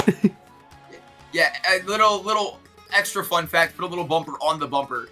Totem Araquanid is a thing that you can use in 2018 and 2019. It literally got, I would say, that's actually an indirect buff, yeah. Because in 2017, it could be Skydrop by Coco and other assorted Pokemons, like Aerodactyl. In 2018, you got access to Totem Pokemon through the sticker thing in Ultra Sun, Ultra Moon. And because of that, the big boy Araquanid that you can get from that is too heavy to be Skydropped, which means that it is just strictly optimal to play Totem Araquanid. Yeah, and then they got rid of Skydrop. Yeah, and they also got rid of Totem Pokemon. But that's a little cool thing that Araquanid had going for it. It was basically the best Totem Pokemon by far. Yes. Okay. This one's interesting. Lurantis. Funny. Niche. King of Niche. King of Niche. Lurantis was really cool on release. It actually got like heavily nerfed. I think it lost superpower for a while, but I think it got it back this gen. But I would say this guy's whole MO is contrary Leaf Storm superpower funny moment. I would say this thing has been doing the same thing since it got superpower, which it got in 2018. It's actually got pretty incredible stats. It like get utilized there because, contrary to popular belief, Lurantis was somewhat solid back then. It was like it was ran on like balance teams. I remember. I think actually Donghung even ran it on like that Rain Manectric the Tapu Fini team. I think he threw a few people ran that. Album to Diet. Joseph Selmer. I was friends with them both. Like I am friends with them both. They didn't die or anything. Like, but it's always kind of done the same thing. It was a Figimon too. I would say people ran this. They ran Bloom Doom on it. Some people ran Titanium Z. Lurantis is again one of those Pokemon that's kind of been doing the same thing since day one. It's kind of VGC Malamar in that aspect. I think it's Malamar if Malamar had good stats. That's the best way to put it. You're saying good stats, but there's nothing higher than 105. This is literally like I know that these aren't good stats, but I mean like it's a superpower Conjurimon. Like they're not gonna give it like Said they gave it like Giraffering stats. I'm cool with these stats. Like both defense isn't bad though, like 70, 99. Yeah, like it's got really solid bulk, like not like incredible, like solid, like it and especially because it's clicking superpower with contrary, Nah, this one was annoying to KO. But I think it's niche. Yeah, it's cute. It's had 2 massive appearances, but like other than that, no format with this guy. Oh, what the? Have you ever looked at Shroom Jack? This is just a Shroom Jack. Let me just leave it at that. Yeah. Well, let me pull let me pull up a picture of a Shroom Jack. There we go. That's him. Pretty cool, huh? This is so sporing. He's a fun guy, but he can be sporing on occasion. that was the lowest hanging fruit. I just went for the second lowest hanging. It's a mushroom, bro. You don't get any lower than that. It grows on the ground. Wait, hold up. You're right. Yeah. What was it? I actually want to look at his stats. What was his name again? I already forgot. Shinotic? Hypnotic. 2 eyes. I remember that much. Shinotic. Grass Fairy. Sludge Bomb. 60, 80, 90, 100. I believe it gets Spore, but not Rage Powder. Yeah. It should get Follow Me, but it doesn't. I think that if it got Follow Me, it'd actually be a really decent mon, just because like it has the niche of like being the Spore Follow Me guy. HP. You tabbed to the stats and I saw 60 HP and I winced. Yeah. You went, ooh. You are not God's favorite Pokemon. The original Strength Zapper. Oh yeah, you're right. This was a signature move. Yeah. And I believe, yep. This is the funniest thing about it. Why did this guy get 4? He got both. Bro. He got both. All right, so imagine if Amoonguss could Moonblast. All right, Salazzle. This guy was niche in Gen 7, but not good anymore. It's been kind of niche its entire time. I would actually put it in niche at the bottom. You sure? What does it do now? I haven't seen it do anything forever. This guy gets Fake Out, Encore, Fire. Oh, sorry, yeah, this is a Jamie Boitmon. You're right. Not even at that. I was just thinking along the lines of like, it's always been like a kind of on. 117 is actually a really good speed stat. Was this thing in Reg A? Was that legal? Good. What? Was this thing in Reg A? I don't. Oh no, it was. It was actually because my friends, my friends Cream and Alfredo, they built there was a Salazzle Glade team. Yeah. I was going around. They built that because you could click Sash Endeavor with that into Dondozo. Yeah, I remember. Okay. And this thing gets Encore. It gets a lot of cool utility moves. Like I said, Fire Poison is a really good typing for offense. I would say this Pokemon is like one of the put it in like box of Tapu killers outside on the street that like people are like, you can just pick them up for free. Yo, who remembers Corrosive Gas? One of the moves ever. Actually, I gotta write that down. That's another video. Even more weird moves in Pokemon. Corrosive Gas. Oh god. Captivate. Yeah, this thing has some cool niches. Its speed tier is really great. Not not stellar. It's always been on the verge of like just outrunning enough to make it good. But always finds a way to kind of underspeed them and die. Not much else to say about that. It was good in GS Cup. It gets beat up. You can Encore like Poisonous Earnings with Sludge Bomb. And it was somewhat like utilized in all of Gen 7 just because it's always a funny niche alternative to other Pokemon, and it does deal with the Tapus pretty effectively. Yeah. All right. Beware. Beware this. Put him in Beware Viability. What does he even do? Nothing. I don't remember his stats. He has Fur Coat, but he gets set on fire. Fluffy, yeah. He has Fluffy. This is certainly a Mon. It doesn't beat Calyrex. I was going to say maybe it beats Calyrex. In this tier list because he makes our job easier because we just have nothing to say about him. What is there to say? He's really cute. I do love that. I do love the design. He's a nice guy. So we passed. No, that was the worst fighting type I've ever seen. But the Fluffy, that was funny stuff. Yeah, that was stuffable. That was some cute design. Yeah. Zarina. I would argue like still viable niche. Can we like make a third? No, we can't. That's like a rule of these videos. I think it's still viable, literally just because its ability. It is carried by its ability, and ability is great. Offensive prowess is not bad at all. It has U-turn, Power Whip, Triple Axle, and it gets some cool Drop Kick if you're a coward. Yeah, it's actually just a good mon. It's a format mon, but it's a good mon. If we can keep Araquanid up there, we can put Sylvie. Yeah, I think that like it'd be wrong not to put Zarina up there. Good grass type. Yeah, Comfey. It's kind of both. It's very niche. Probably like in between Mudsdale and Lycanroc. I think it's higher. There was that annoying Comfey Terapagos team. Yeah. If you don't know how Comfey works, I think Comfey is niche in the sense that no Pokemon really does what Comfey does. It's one of a kind. One of a kind. Yeah, it's very one of a kind in terms of what it's doing. Just clicking Floral Healing with Triage. Like, Triage in general is just a really, really good ability just because of the priority bracket. +3 is so much better than getting stuck in like +2 or +1 territory that, like, again, one of a kind, really. And it has a lot of cool support options. It's a Pokemon that you don't see too often. But it always finds some little success to call its own. It's like, you know, you can't help but respect it. Yeah, like the fact that you have a draining kiss that is able to hit Dragonite before it can extreme speed you is kind of sick. Yeah. Yeah, it's always going to be good. It also just, I always feel like it always ends up pinning Pokemon that you don't think it will. Like, it does pin Urshifu in a lot of situations. True. It does make some Pokemon insufferable. Yeah. Now we can talk about... this guy should be niche, but he really isn't. It's like, yeah. It's has only had a few formats where it's really gotten to shine, which is tough, but it's always been kind of the same instruct the guy hard Trick Room team over and over and over again.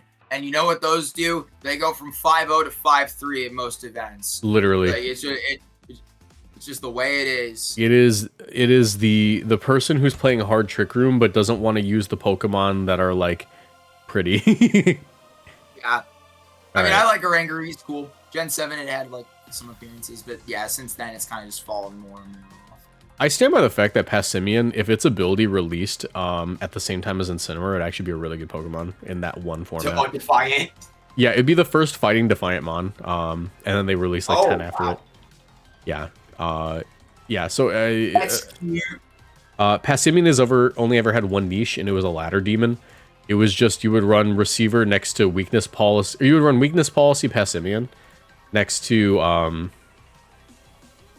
Misty Explosion Azumarill, and the Azumarill would explode, activate the weakness policy, and then you would get huge power, and then you would Dynamax and hit things, and that's all it's ever done. Beyond that, yes. Nothing. I had nothing to agree with or include about Passimian, so I just said yes. It is just a Pokemon that did that. Golisopod. Cool. Not viable. Yeah. Your Pokemon sucked and mine's cool and awesome. Golisopod is one of the most unfortunate Pokemon ever created. It has shall inherit the earth. Yeah, it has everything it needs. Golisopod is able to wall out both Urshifu forms, frankly. Like, it can eat a Wicked Blow really good. It walls out Calyrex Ice. It gets Wide Guard. It gets Leech Life. It has, like, everything it needs. But its ability prevents it from doing anything. It wouldn't even be broken if it didn't have that ability. It would just be a good Pokemon. Yeah, I agree. All I can think about is that even in the scene in the anime where its ability just screws over. Yeah, just hello, Scizor. Yeah, bye, Scizor. Yeah. Bro, it's neutral on you. It's super effective on him. Yeah, just tank it, bro. All right, how do you feel about other weakness policy Dynamax? Sandcastle. This guy has had one thing ever that it has ever done in its entire existence, and that is, hi, Smeargle. Hello, Palisand. I'm going to shoot water shurikens at you. And we will gimmick people on VO1 ladder. That's basically it. Yep. He has ground. He has Sandstorm Moonlight. Yeah. In Sandstorm, if he uses Shore Up, he recovers 75%. That's pretty cool. All right. This is a sponge. Yeah, just had nothing to say about this. Oh, let me move this guy up. Pukamuka's a rock. I know it's a cucumber actually, but cucumber. Pukamuku is if they gave Wobbuffet, they inverted Wobbuffet. They gave him good defenses and no HP, and they also gave him a ton of moves, just none that do damage. I don't know why this Pokemon exists. I am not sure either. It has a unique ability. Ability is only a thing to serve, I guess, like Hackmons, because Innards Out is probably really good there. Yeah, the ability is kind of absurd. 55 HP Innards Out. Thank you, Pokemon. Masterful Gambit, Mr. Musk. It does have one really funny niche, if you don't know. Why does it learn Bestow? I don't know, because it gives you Cucumber. Do you want to hear its one very funny niche? Sure. Purify. Cures the target status and heals 1/2 HP if so. That's cute. I didn't know it healed. I just thought it cured. Ready for this? You are an Ursaluna with a flame orb. And you're staring down the max defense Puk&eacute with Purify. What do you do? Wait a second. Wait, oh.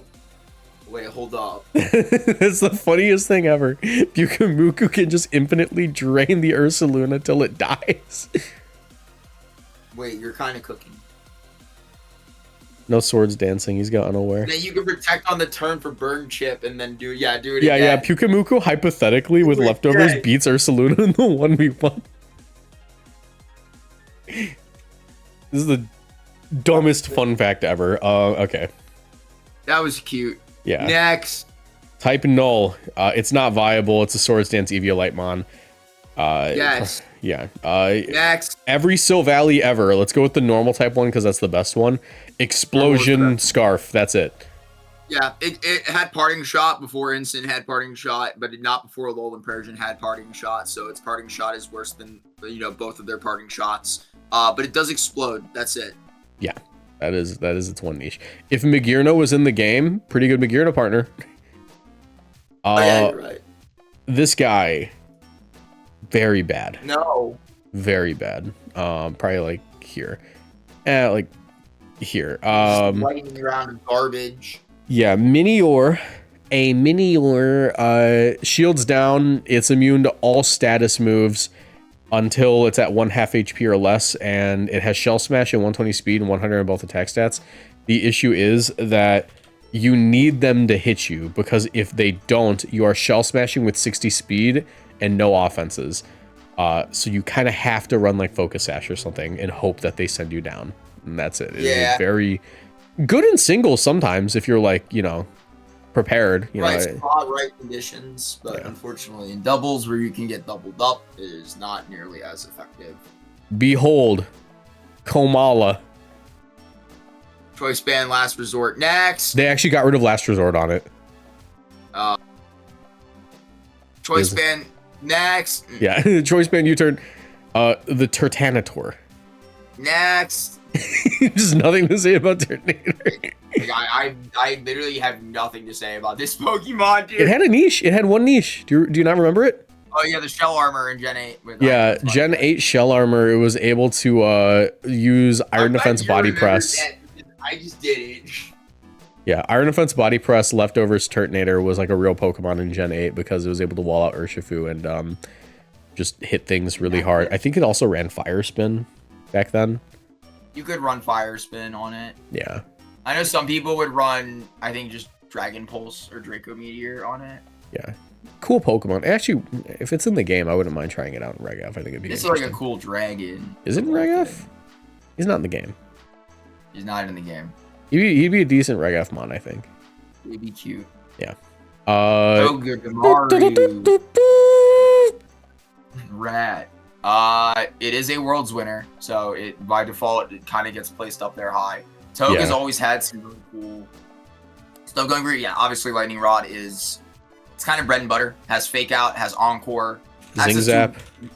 Zing Zap is a really cool signature move. It's basically just electric type Iron Head, and then he got Iron Head anyways. Has access to Spiky Shield, which is great. A Nuzzle user. Typing's not that bad, actually, considering what it can do. Back in Tapu format, this guy was great for dealing with Tapus, just simply because it had it walled. The second one World was Assault Vest, wasn't it? You could run Assault Vest in 2019. That was an alternative set. But this guy has always had some really, really cool applications. Because, I forgot he had Iron Barbs. Lightning Rod lets it just wall Coco out. It became so good, it replaced Coco on some fake PG variants because the E would just stand for electric. Fake PG, the world's worst acronym. Yeah, but I would say it was really cool for that. And then 2019 came along, and you could genuinely see sturdy Togedemaru because back when I was close sheet, no one knew you could have Lightning Rod or not. And like funny things like Red Card started popping up. That one World's Red Card. Alright, I don't even think it was Red Card. I don't remember what. It actually might have been. It was like Red Card, sturdy Togedemaru that Kosukide used. Just some crazy stuff. But Togedemaru's always been an incredibly cool Pokemon. And now we get to talk about this guy. Actually, probably right here. the real Pikachu clone. The real Pikachu clone. Mimikyu. Its ability is everything. Its disguise, first attack does no damage. The gen that it came out, it literally did no damage. It would be able to run Focus Sash and disguise. Nowadays, you take a little bit of damage when the disguise breaks. 1/8 and it kind of ruins a lot of your... Yeah, back in the day, it was broken because it was close sheet, and you could either run Mental Herb or Focus Sash, and it made it really hard to call out how you were going to guarantee the Trick Room, right? If you taunt and their Focus Sash, then you get it right, but if you don't... Yeah, the big issue with Mimikyu in general, or like back then, it was so broken, simply because with disguise, obviously, even that little bit of not chip damage, Mimikyu can outbulk a lot of things and survive long enough to get the Trick Room off. Back then, it also had the Destiny Bond, which was one of the best moves in the entire game. And it had its own unique Mimikyu Z move for Play Rough, which was great. This guy was just an absolute monster next to Mimikyu. There were even some people who ran, I forget, I think the tech was you would run Shadow Ball with Ghost DMZ and max special attack. That was the thing in 2017, 2018 as well, because it hit Metagross. Yeah, you hit Metagross much harder. But yeah. Mimikyu had, I would say, in its debut generation, probably, if not the best Pokemon, besides the Tapus, to come out of, an Incin to come out of Gen 7. Just tons of, even Curse. Curse was really good for Dozo and Reggae. Yeah. I would say even back then, people used Curse to deal with Xerneas because where other Mons using Curse would threaten you getting one shot, Mimikyu it's not the case because you still have disguise. Yeah, and sometimes you'd have Destiny Bond, so it works out that way. But yeah, Mimikyu has been really good ever since it dropped in Sun and Moon, and then in Gen 8, obviously the nerf kind of did a lot to ruin it. Didn't stop it from being good though. We've seen it, perform high level and multiple regionals in Gen 9. It did well enough for itself in Gen 8 because still being immune to, I would say, taking 1/8 of your health on a Dynamax hit is better than taking all of it. Yeah. For the most part. So Mimikyu still has a lot of strengths that it can utilize effectively, and it's likely that we'll see it in the future still be very good. Yeah. Bruxish. I think we kind of have to put it at bottom of niche. Okay, I'm gonna let you take the wheel on this one because I just have no clue. Its ability is just it has dazzling. It's literally just the stupid no priority move ability. It is a Trick Room setter. It has the ability to run Sash. People would run it with Aqua Jet, Weakness Policy Mons. It's a very niche application of this Pokemon, but it was a real one. That's basically it. Yes. Yeah. Drampa. Realizing how many legendaries we have. Drampa's not good. Drampa's not good. Normal. I mean, it won a regional in 2017. It specs Hyper Voice, Life Orb, something. Berserk. I don't know. Heart Trick Room, yada yada yada. I forgot that this is the first Berserk user. Yes, it actually is. Yeah. It is a Pokemon. What's its special attack stat? 135. Oh my god, wait. Very good. It's very high. Yeah, didn't realize that. This guy's not even that bad. Sure. The Anchor? Oh. No, it's not that good. But the Anchor's not even that bad. I forget his name, Delmise. I actually really like him. Ghost Grass type. It has a built-in stab to its heavy slams. That's basically it. I think that in modern competitive, it actually probably find a little bit of a niche because it's able to take on Urshifu and Rillaboom pretty effectively. And then you get to Incineroar, and then you hit a wall. Yeah, then you hit a wall. But I think that I think that Delmise could be interesting. Gyro Ball was also not bad because it had really low speed. It was able to deal for trapping, and then you also have Power Whip, and no Ghost move. You have no Ghost move. Yeah, this Pokemon pops off once in a while, but not super often. Yeah, it's cute, but now all right, now it's just banger after banger. Banger. Okay, let's talk about Komoa. Let's talk about the many faces of Komoa and how this Mon changes every generation. I think this probably goes above Mimikyu, I'll be frank. You sure? I would say so. At least if we're going off of just recent. Yeah. Como. There's Como 01, Como 02, and Como 03. Yeah, Como is such a weird Pokemon in terms of the overall history in the competitive game. Right. Because the early Gen 7 is kind of a joke mod. No one's really using this guy. No one. And then it got a Z move in 2018. And suddenly, it became more of a joke. It was one of those Pokemon where it kind of did a bunch of things and no one really knew what to do with it. Como was kind of like a very gimmicky Pokemon back then. Yes. Because you were basically relying on it either pulling its weight and making the strategy win the game, or you were relying on it to do enough damage so that way Mega Gengar could win the game, which I mean, it was all or nothing. It was an all or nothing one. You pair it with like Scarf Bulu Gengar, right? Back then, especially as well, Dragon fighting, you can see why this is a problem in Pokemon Sun and Moon.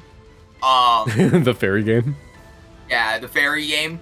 It is just not a good typing. It still found viability though once it got the Z move, because obviously being a partner with Mega Gengar means that you get a lot of liberties in how you and Scarf Bulu.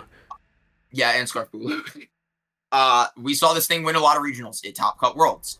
Pretty good. James back, right? But yeah, by the end of Generation 7, it had a pretty good track record for, it's gimmicky, but it's not the worst thing you can use. Pretty solid altogether. Gen 8 loses that Z move. Now it gets Clangorous Soul instead, and Throat Spray gets added to the game. Not much to say about Como overall in Generation 8. It wasn't I think good. the notable thing is that it got access to Iron... Like, obviously, we talk about Clangorous Soul, Throat Spray. It got access to Iron Defense and Body Press. That was more of a Gen 9 set, though. Body Presser in the entire game, in terms of raw stats. Yeah, that's definitely, it's like Gen 9 identity. Yeah, that's more Gen 9, but it did get it here, which is important to note. We saw this in non-max formats, which aka the only one. Was the final move like Flamethrower or something? I forgot. Usually Flamethrower or Dragon Pulse. Yeah, this is kind of Como's big, like, buff that it got, other than, like, the apparent one. Clangorous Soul is difficult because you lose a third of your health, and it's not something like Belly Drum where you get a ton of insane value in return. Getting an Omni Boost is cute, but there are Pokemon that can kind of do it more effectively, like the fish. It is just one of those things where, like, it's cool. And we do see Clangorous Soul pop up here and there. It actually won a regional in Generation 9, because now we can get to Como in Generation 9, where it is kind of, again, one of those Pokemon that has really come into its element a lot more. Dragon fighting is not necessarily that big of a problem when you have Terrestrialization. We should stress as well, this is something that Como has always had with me. 3 really great abilities. And that has only become more apparent as, we lose Dynamax. We don't have as many fairies running around, but even then, again, Terrestrialization covers that pretty well. Soundproof, Bulletproof, and Overcoat, you can pick from literally all 3 of these, depending on the context of your team and what you need. Overcoat is really good, though, because obviously you're immune to Spore, you're immune to Rage Powder. It means that you basically are on a Moongus wall if you have Terra Steel. But other than that, again, we've seen Body Press Iron Defense sets pop off, win regionals. We've seen Clangorous Soul sets pop off, win regionals. This year, like I would say, we saw Como win a regional. It is one of these Pokemon that, despite, how much he gets kind of ribbed, it will always seem to have a niche. Its stats are great. Its typing is solid for what it wants to do. More so often than not. Yeah. I don't know how it will fare once Terra gets removed and there's no real way to, help it sustain itself properly. Mega Gengar is coming back, so. Yeah, never mind. You're right. Yeah. Actually, I think that like modern Komoa might be better with Mega Gengar than old Komoa. That's probably fair. Yeah, but I think because it's got Rillaboom and stuff now too instead of Bulu. So. You're right. Yeah, I think if nature finds a way, Como usually finds a way. All right, let's do this real quick. Let's just do all of them. Nature's madness. Nature's madness. You weren't invited. Actually, he's niche. Yeah, he's niche. He's niche technically. Because he can't be not viable. It's freaking Bulu.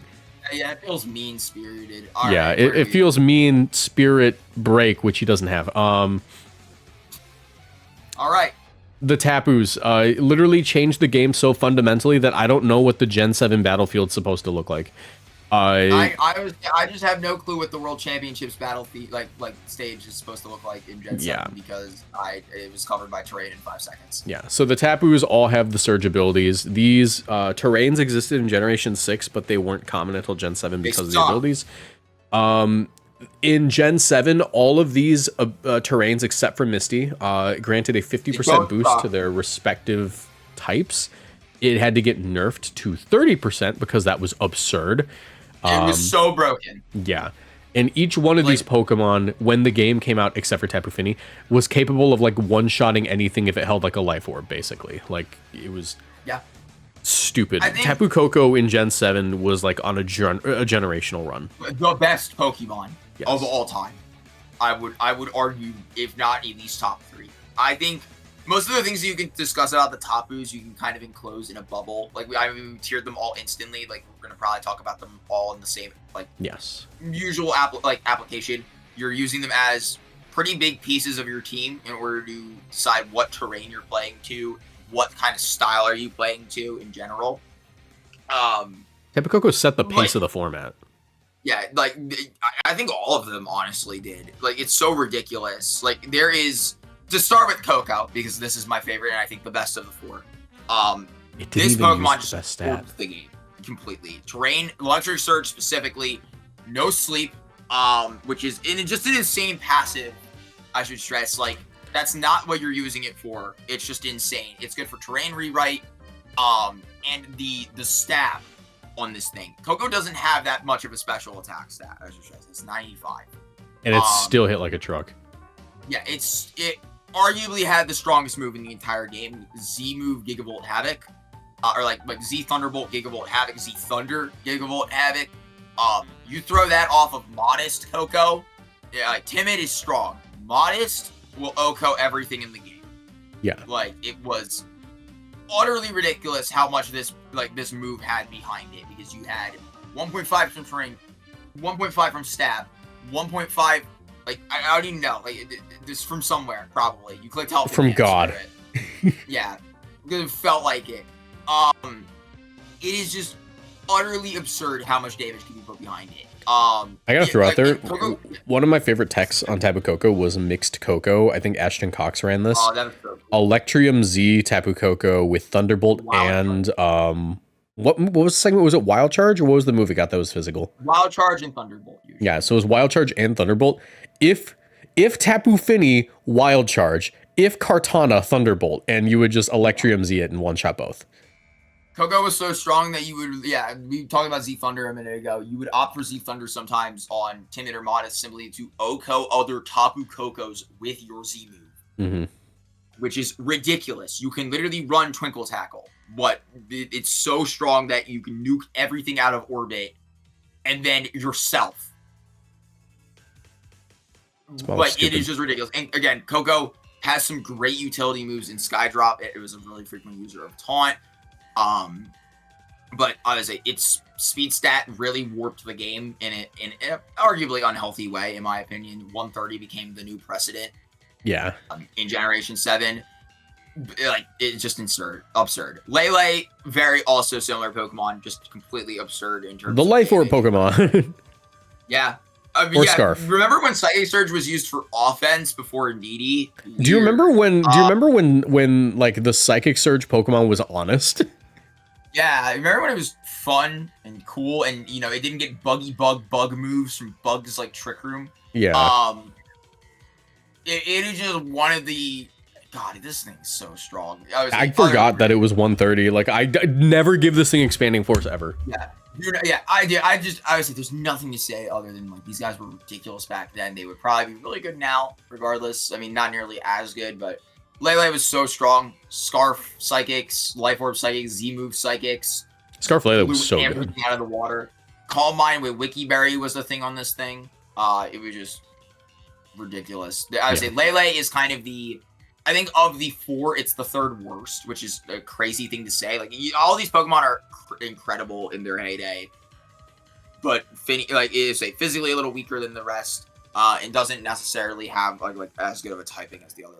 Tapu Fini is arguably the one that aged the best. Yeah, Finny's the one that aged the best by far. Yeah. Finny is much more defensive than the other ones. Most flexible, Misty despite Surge that.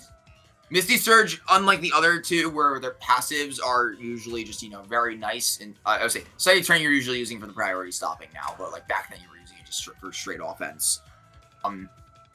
Finny has always been its ability has always been much more passive and supportive, which helps it out in the long run. Obviously, we've seen Pokemon that are much more passive and supportive usually tend to be better historically in VGC long term, just simply because those skills are much more valued when offense can keep being improved and improved on. Defense is harder to nail 100% of the time in every new generation. So generally we see Pokemon like Finny, Incin, Amoonguss where they roll back around and suddenly they're really, really incredible again because those defensive capabilities have just slows down the pace of the whole format. Yeah. Finny, obviously, Calm Mind, Muddy Water user with Moonblast. Like, this Pokemon generally was playing a lot more incremental than the other ones. Choice Specs was also it had accuracy problem with Muddy Water usually. Choice Specs was also a great option to kind of expedite that. Just do a lot more damage immediately. But even, we saw things like Nature's Madness, Heal Pulse, Taunt, Waterium, Haze. It had every utility move in the book before most people even considered them to beat Dondozo or something like that. Waterium Z was also like one of my favorite sets just because you would run it with Mega Manectric. Mega Manectric was like a bodyguard for this mon. It would Rain Dance and then Tapu Fini would immediately go for Waterium Z Hydro Bump and one-shot something. Yeah, I would say there's a lot of cool sets you can run with Finny. And again, it's only gotten better. Like, Side Swagger was a thing with this thing early on. Ooh, yep, Side Swagger. Zygarde. There's just so much cool stuff you can do with Finny. But, like, even, I would say, if we see it ever come back again, it will still probably be one of the best Pokemon. I think, as well, just noting, like, across Coco and Finny more so specifically, Nature's Madness is a really cool tool. Fairy-type Super Fang. And they had their own specific Z move to take advantage of it. It just chunks something for 75% of its health. Not bad. Obviously, they usually value the other Z moves more. But Tapunium Z can do a lot of cool stuff. But now we get to talk about the unloved fourth child of them all. He's my favorite. He's my favorite. Yeah.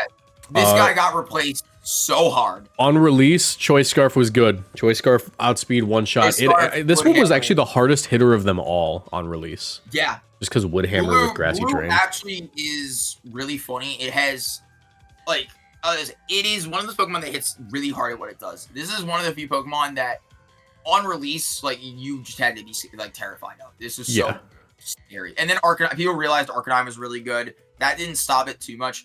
The one thing that was really holding Bulu back, in my honest opinion, was that it really didn't have a lot of moves. You see all these moves. It had no moves. Like, it ran two grass moves. Yeah, you clicked Woodhammer and Hornleech. To be fair, Rillaboom does that too, but it's like different because he doesn't do it because he has to. Yeah. I also would stress, like, because of that, its third best move was Hidden Power Fire. Usually the best Bulu sets in the game were something like Hornleech, Hidden Power Fire, Substitute, Protect. And that was just because you want to hit Kartana. Yeah, you would want to hit Kartana. Like, this mon did not have moves in Generation 7. It got slightly buffed with a few more, but by then, some Gorilla swings in, and then we got problems. Yeah. Because suddenly Bulu is not good anymore, and Rillaboom's top dog. The only niche Tapu Bulu had over Rillaboom ever, and it took me forever to justify this. I was like, I need to find a reason to run it. Was like Nature's Madness. If you ran like a 0-speed Tapu Bulu, you could underspeed certain Trick Room Pokemon, and that was it. And that lets you Nature's Madness combo and like restricted, and that was it. That was it. It's not even a good reason to run it. It was just the only one. I do think probably arguably out of the four terrains, Grassy Terrain might be the best terrain of them all. Yes. It's a good nerf to Earthquake and also the recovery benefit. Despite Bulu's kind of fringe uses, like despite being very good, I would say the healing that it gave to a lot of teams and subsequently gave to Rillaboom that gave to a lot of teams is probably the most prominent of the terrains that we see nowadays. Obviously not for like very like not obvious reasons, but I would say really good terrain, like despite not being that highly regarded anymore. All four Tapus just incredible Pokemon. All right, the Ultra Beast, because we're gonna come back to legendaries, but the legendaries. The Ultra Beast. At this Nihilego, they gave it Meteor Beam. Yeah, I mean even without it, it would have been giga viable. It's so good. I kind of want to speed run the Ultra Beast because oh my god, this thing a lot longer than I thought. Dude, there's so many. I forgot. We thought that this. I'm like, you cannon. We actually thought that this gen was gonna suck. It's actually a pretty good gen. Well, it's very bottom heavy. Yeah, very bottom heavy. All right, Don't take that out of context. Yeah. Meteor Beam. Does it get Trick Room? Yes. Yes. This Meteor was like a Beam. massive thing that Nihilego loved doing. Nihiligo's stats are ridiculous if you could hover them for like a minute. Yes. This guy, obviously, very glass cannon. But if something that Flutterman has taught us, you can subvert those stats very quickly. Actually, wait, this is like the ultimate Flutterman counter. Wait a minute. It has a monstrous HP stat. 109 is utterly ridiculous for a frail Pokemon such as this. Its Spadef is It used to run Grassy Seed even. Yes, they ran Grassy Seed back then. It is utterly nuts what Nihilego can do. It had Sludge Bomb, it had Power Gem, HP Ice was great back then. Trick Room was a very common set. You would see literally bold Wiki Berry on this thing, and it would click Trick Room to scare people off. That was, like I would say, that was the set at the top 4 worlds. We would see it very, very commonly on Nihilego. Choice Scarf was another set with Acid Spray, so you could Acid Spray and then not even literally atomize and erase it from existence. Anything with your Z move, Tapu Koko. It is just, Nihilego had so many good sets back then. Yeah. And you also had the option between, I would say, Beast Boost here. One of the best abilities of all time. Not even close. If not the best ability of all time outside of Intimidate. You had the option to pick between speed boosting and special attack boosting on this thing. And it could snowball out of control even further. Life Orb was also just amazing on it. Both Z moves were solid. Continental Crush more than Acid Downpour.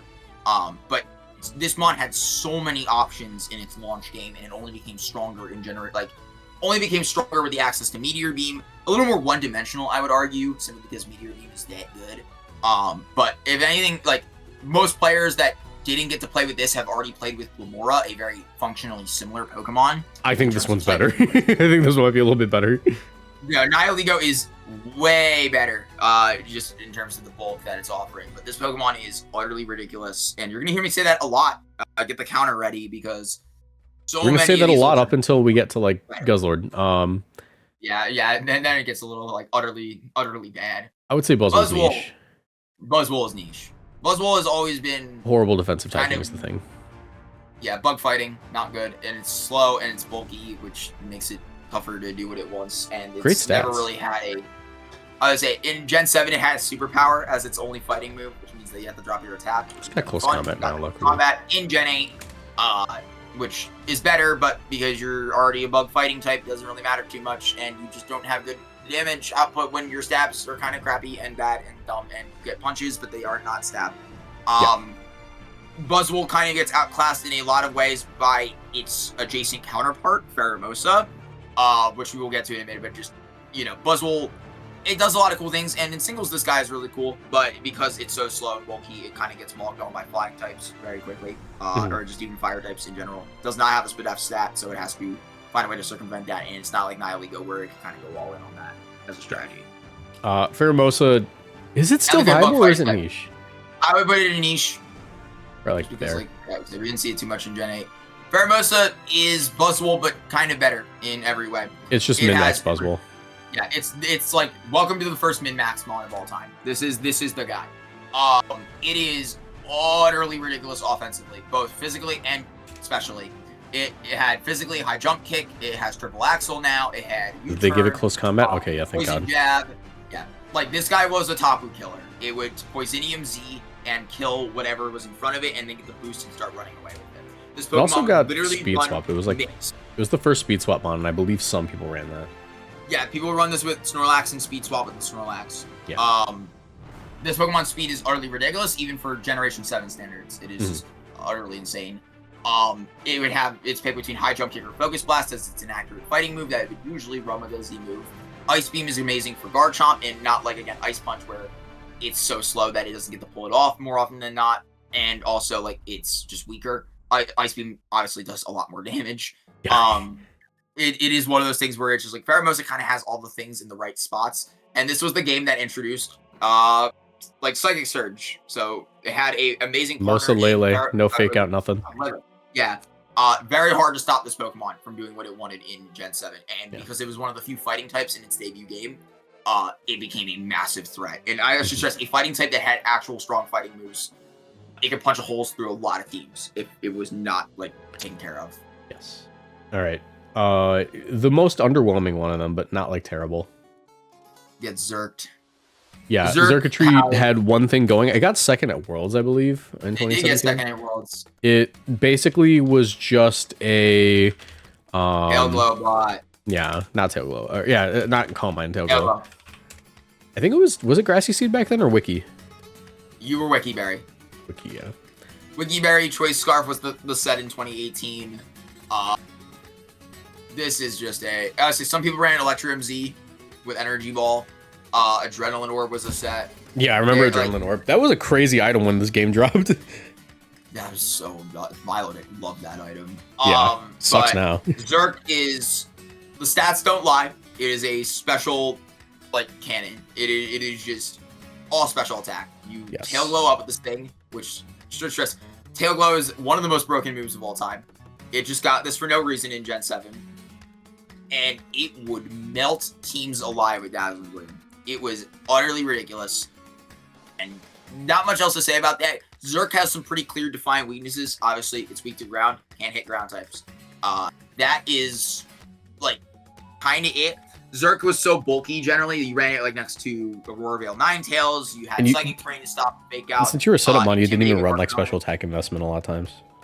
Yeah, you would just go all bulk. And it was a monster. It would do a lot of things. And it only, I would say, subsequently, it got worse in Gen 8. It lost Tail Glow, and then Dynamax came along and kind of ruined everything that it wanted to do.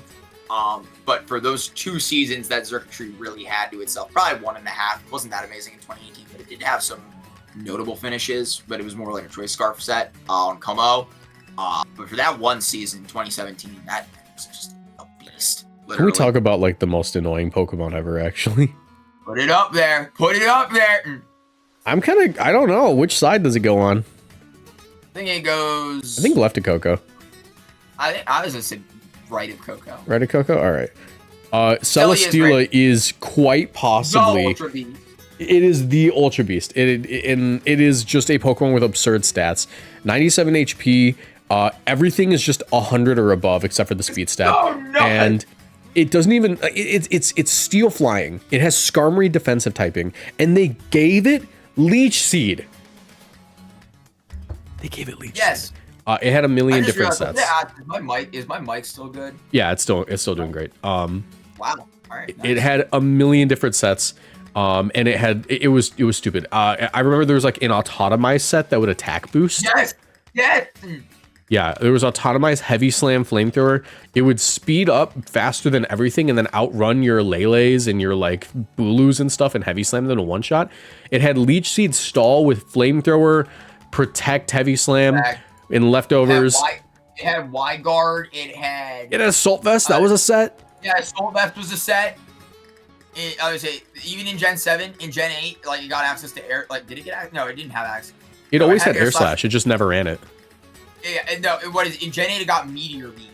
Yeah. Oh my God, I forgot they gave it Meteor Beam. I love Dynamax Celesteela. It's so fun. This Mon was so annoying to break.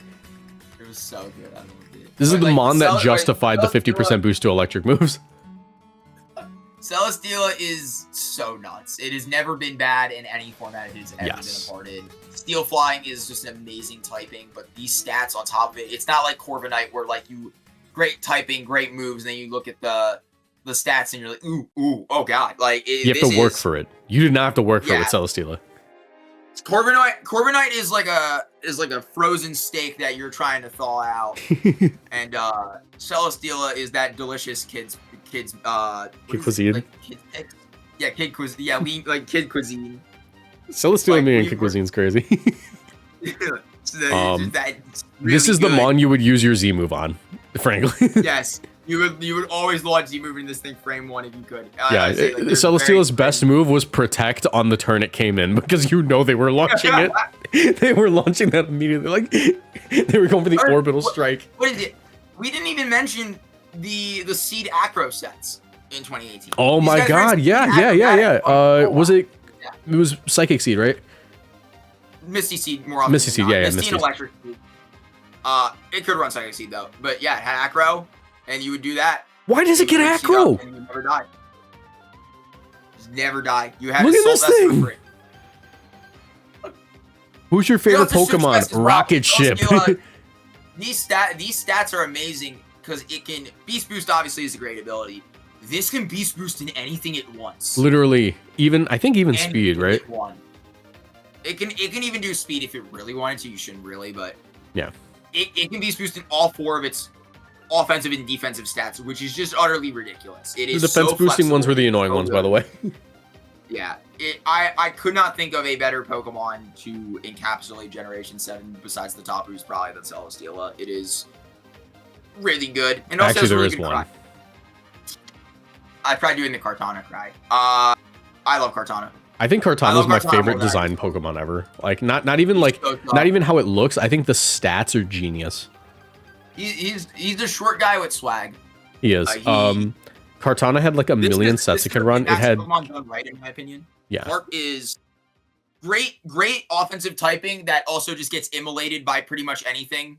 Literally. This is a skill Pokemon. This Pokemon is a skill check for both players.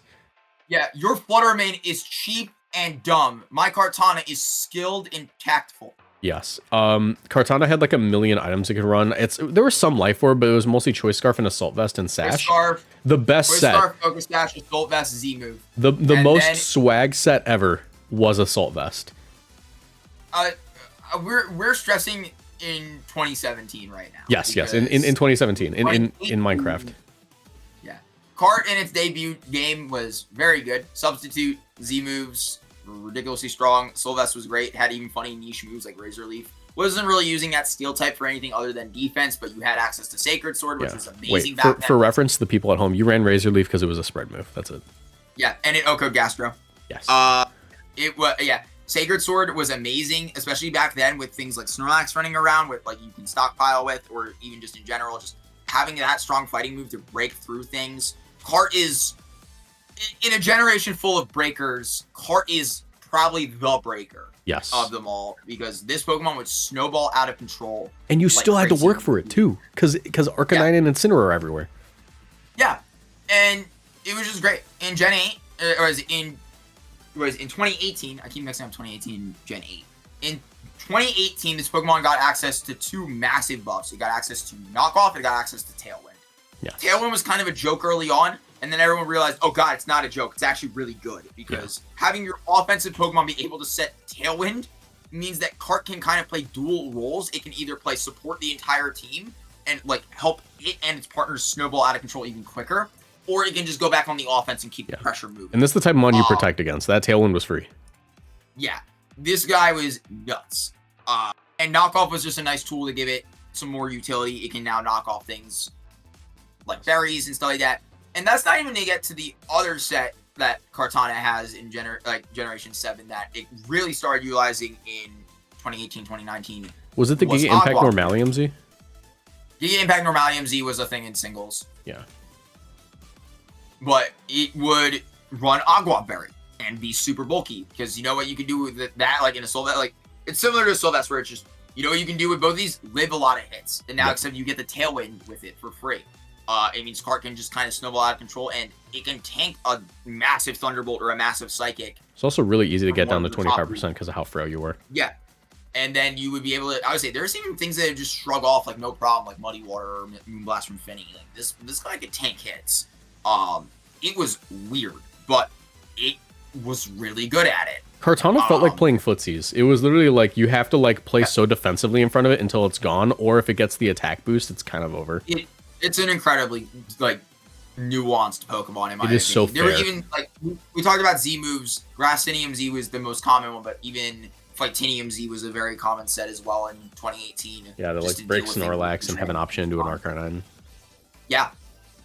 But there's very little I could say about Kartana that hasn't been said already. In Dynamax, it was a massive threat as well. So they gave it Aerial Ace. Yeah, Aerial Ace, amazing. That Steel move finally is good. Smart Strike was kind of niche, besides dealing with Xerneas. Excuse me. But in Dynamax, now it becomes Max Steel Spike, an incredibly offensive and good supporting move for the party. Just boosts defense all around. Like set up Grassy Terrain with Leaf Blade. Aerial Ace is good for the speed boost, and Max Knuckle through Sacred Sword is just devastating for snowballing even more out of control. If you can pick off a kill with that, that's just a +2 for free. Nothing that can be said about Cart other than it is just an incredible Pokemon. One of the best Pokemon of all time, in my opinion. Yeah. And hoping one day it will come back because I love it that much. Hello, my name is Cutler. I am an Ultra Beast. All right, buddy. See, this is the guy eating the Quid Cuisine. Yeah, this is the guy eating the kid. You're right. This is the guy who thinks he's Celesteela. Oh, God. Here we go. I brought the Dark Dragon type to the fairy game. I'm 43 speed and 53 at both of my defenses. What are we doing, man? I can Beast Boost attack or special attack, and after one of them, buddy, you're gonna get 2-hit KO'd. Nothing to say about this guy. It's one niche. It had heavy slam, and it was a good heavy slam. And sometimes you'd KO a Lele with like assault vest sets if you were like playing against someone with like no survival skill whatsoever. Yeah, Guzzlord is Guzzlord. I don't think there's anything that we really say that hasn't been said about it. It just simply doesn't even have. It has some moves, but it doesn't necessarily have the stats anywhere where they want them. High HP Pokemon. I would say it'd be funny. A high HP Dragon that does have the moves would just be dropped the generation later, and the same thing. Yeah. I would say like it's just better, and it just won regionals and stuff like that. I gotta throw it out there. Is not legendary. I gotta throw it out there. Naganadel in Gen 9. How would he be moving? I don't think that good. You don't think it'd be that good? I think it'd be kind of moving. I don't think it'd be that good. I think it's not like a balance breaker, but I feel like it'd be the type. It'd be kind of like Walking Wake tier. That, you know what I mean? Yeah, that's appropriate. I was gonna say you got to deal with. I think it's a scarier Walking Wake. Water, and then Lando, and then Bolt is still annoying, and Urshifu, and like Rillaboom, and Incin, and like Ice Rider, and Shadow Rider, and this. I literally just think my take is that it's a Walking Wake that can threaten things with like actually super effective moves. Yeah, it's cute. I mean, if we're gonna get into Naganadel real quick, I think this Pokemon has always been kind of niche. It's one of the Ultra Beasts that doesn't necessarily have everything not going for it, if that makes sense. It has a really good offensive typing in Poison and Dragon in the Fairy generation that is, pretty solid. It was supposed to be a Tapu killer. Right? The Dragon held it back. Its stats are a little weird, as in like you would have to. It wants to go speed and special attack, but you don't want the speed boost, so you want the special attack boost because it's already so fast. But if you go slower, then you're not really outspeeding things you want, and then if you do speed boosting, you're not getting the kills that you need. Naganadel always kind of struggles to do one thing or another, and it's never really not been able to not struggle with that. It's kind of appropriate. It's kind of appropriate that it's like the strangest Ultra Beast in that it's not bad, but it's not good, because it's also like it technically doesn't have a prime number in one of its stats, where none of the Ultra Beasts have that issue. Huh. Yeah, 121 is divisible by 11, technically. So it's a weird one. It's a weird one. All right. Couple more Ultra Beasts. Stakataka. That's going way up there. The Xerneas killer. For the course of this video, I shall put aside my bias. I love this mon. Talk about him as if I was his loving father. I actually really love Stakataka. I hate Stakataka. See, I'm his loving father. I had to walk to school to get my Trick Room growing up in like the snow. Back in my day. Stak is neat. It has a very bad typing, in my opinion, but its typing is also very good offensively and defensively in some cases. You get access to a devastatingly powerful Gyro Ball. Your Rock Slide is nice. Stone Edge is a great move on this guy. Body Press in Generation 8 is a great boon that it got. Its defense is obviously amazing. Its typing kind of holds it back in that regard. Its special defense isn't bad either. Its HP is a little low for what it wants to be doing. But this guy's whole modus operandi is click Trick Room and then start spamming Gyro Ball.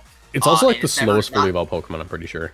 Yes. It is ridiculous how slow this guy is. And it does that to very good advantage, in my opinion. It has access to some nice stuff like Wide Guard and Ally Switch as well that it would actually use pretty commonly. Let's not talk about that second.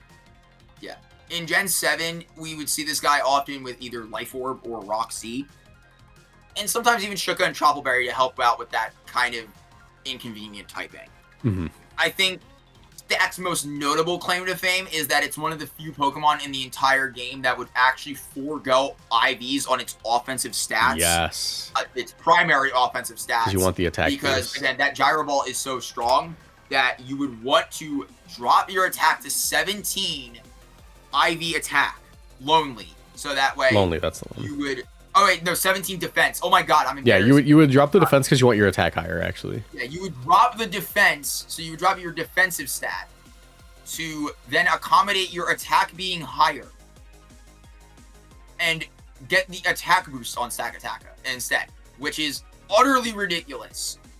Because those rock slides start hurting. Yeah.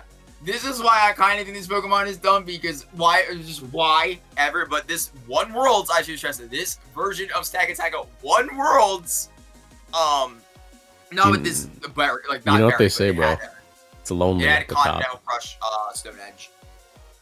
It is very interesting in that regard. It is one of the few Pokemon that I think has ever done that outside of Endeavor purposes, where you do Sash Endeavor, which makes it really, really cool in that regard. Stack has always been a Pokemon that we've seen usage for whenever it's viable, whether that is niche or it's one of the best Pokemon in the format.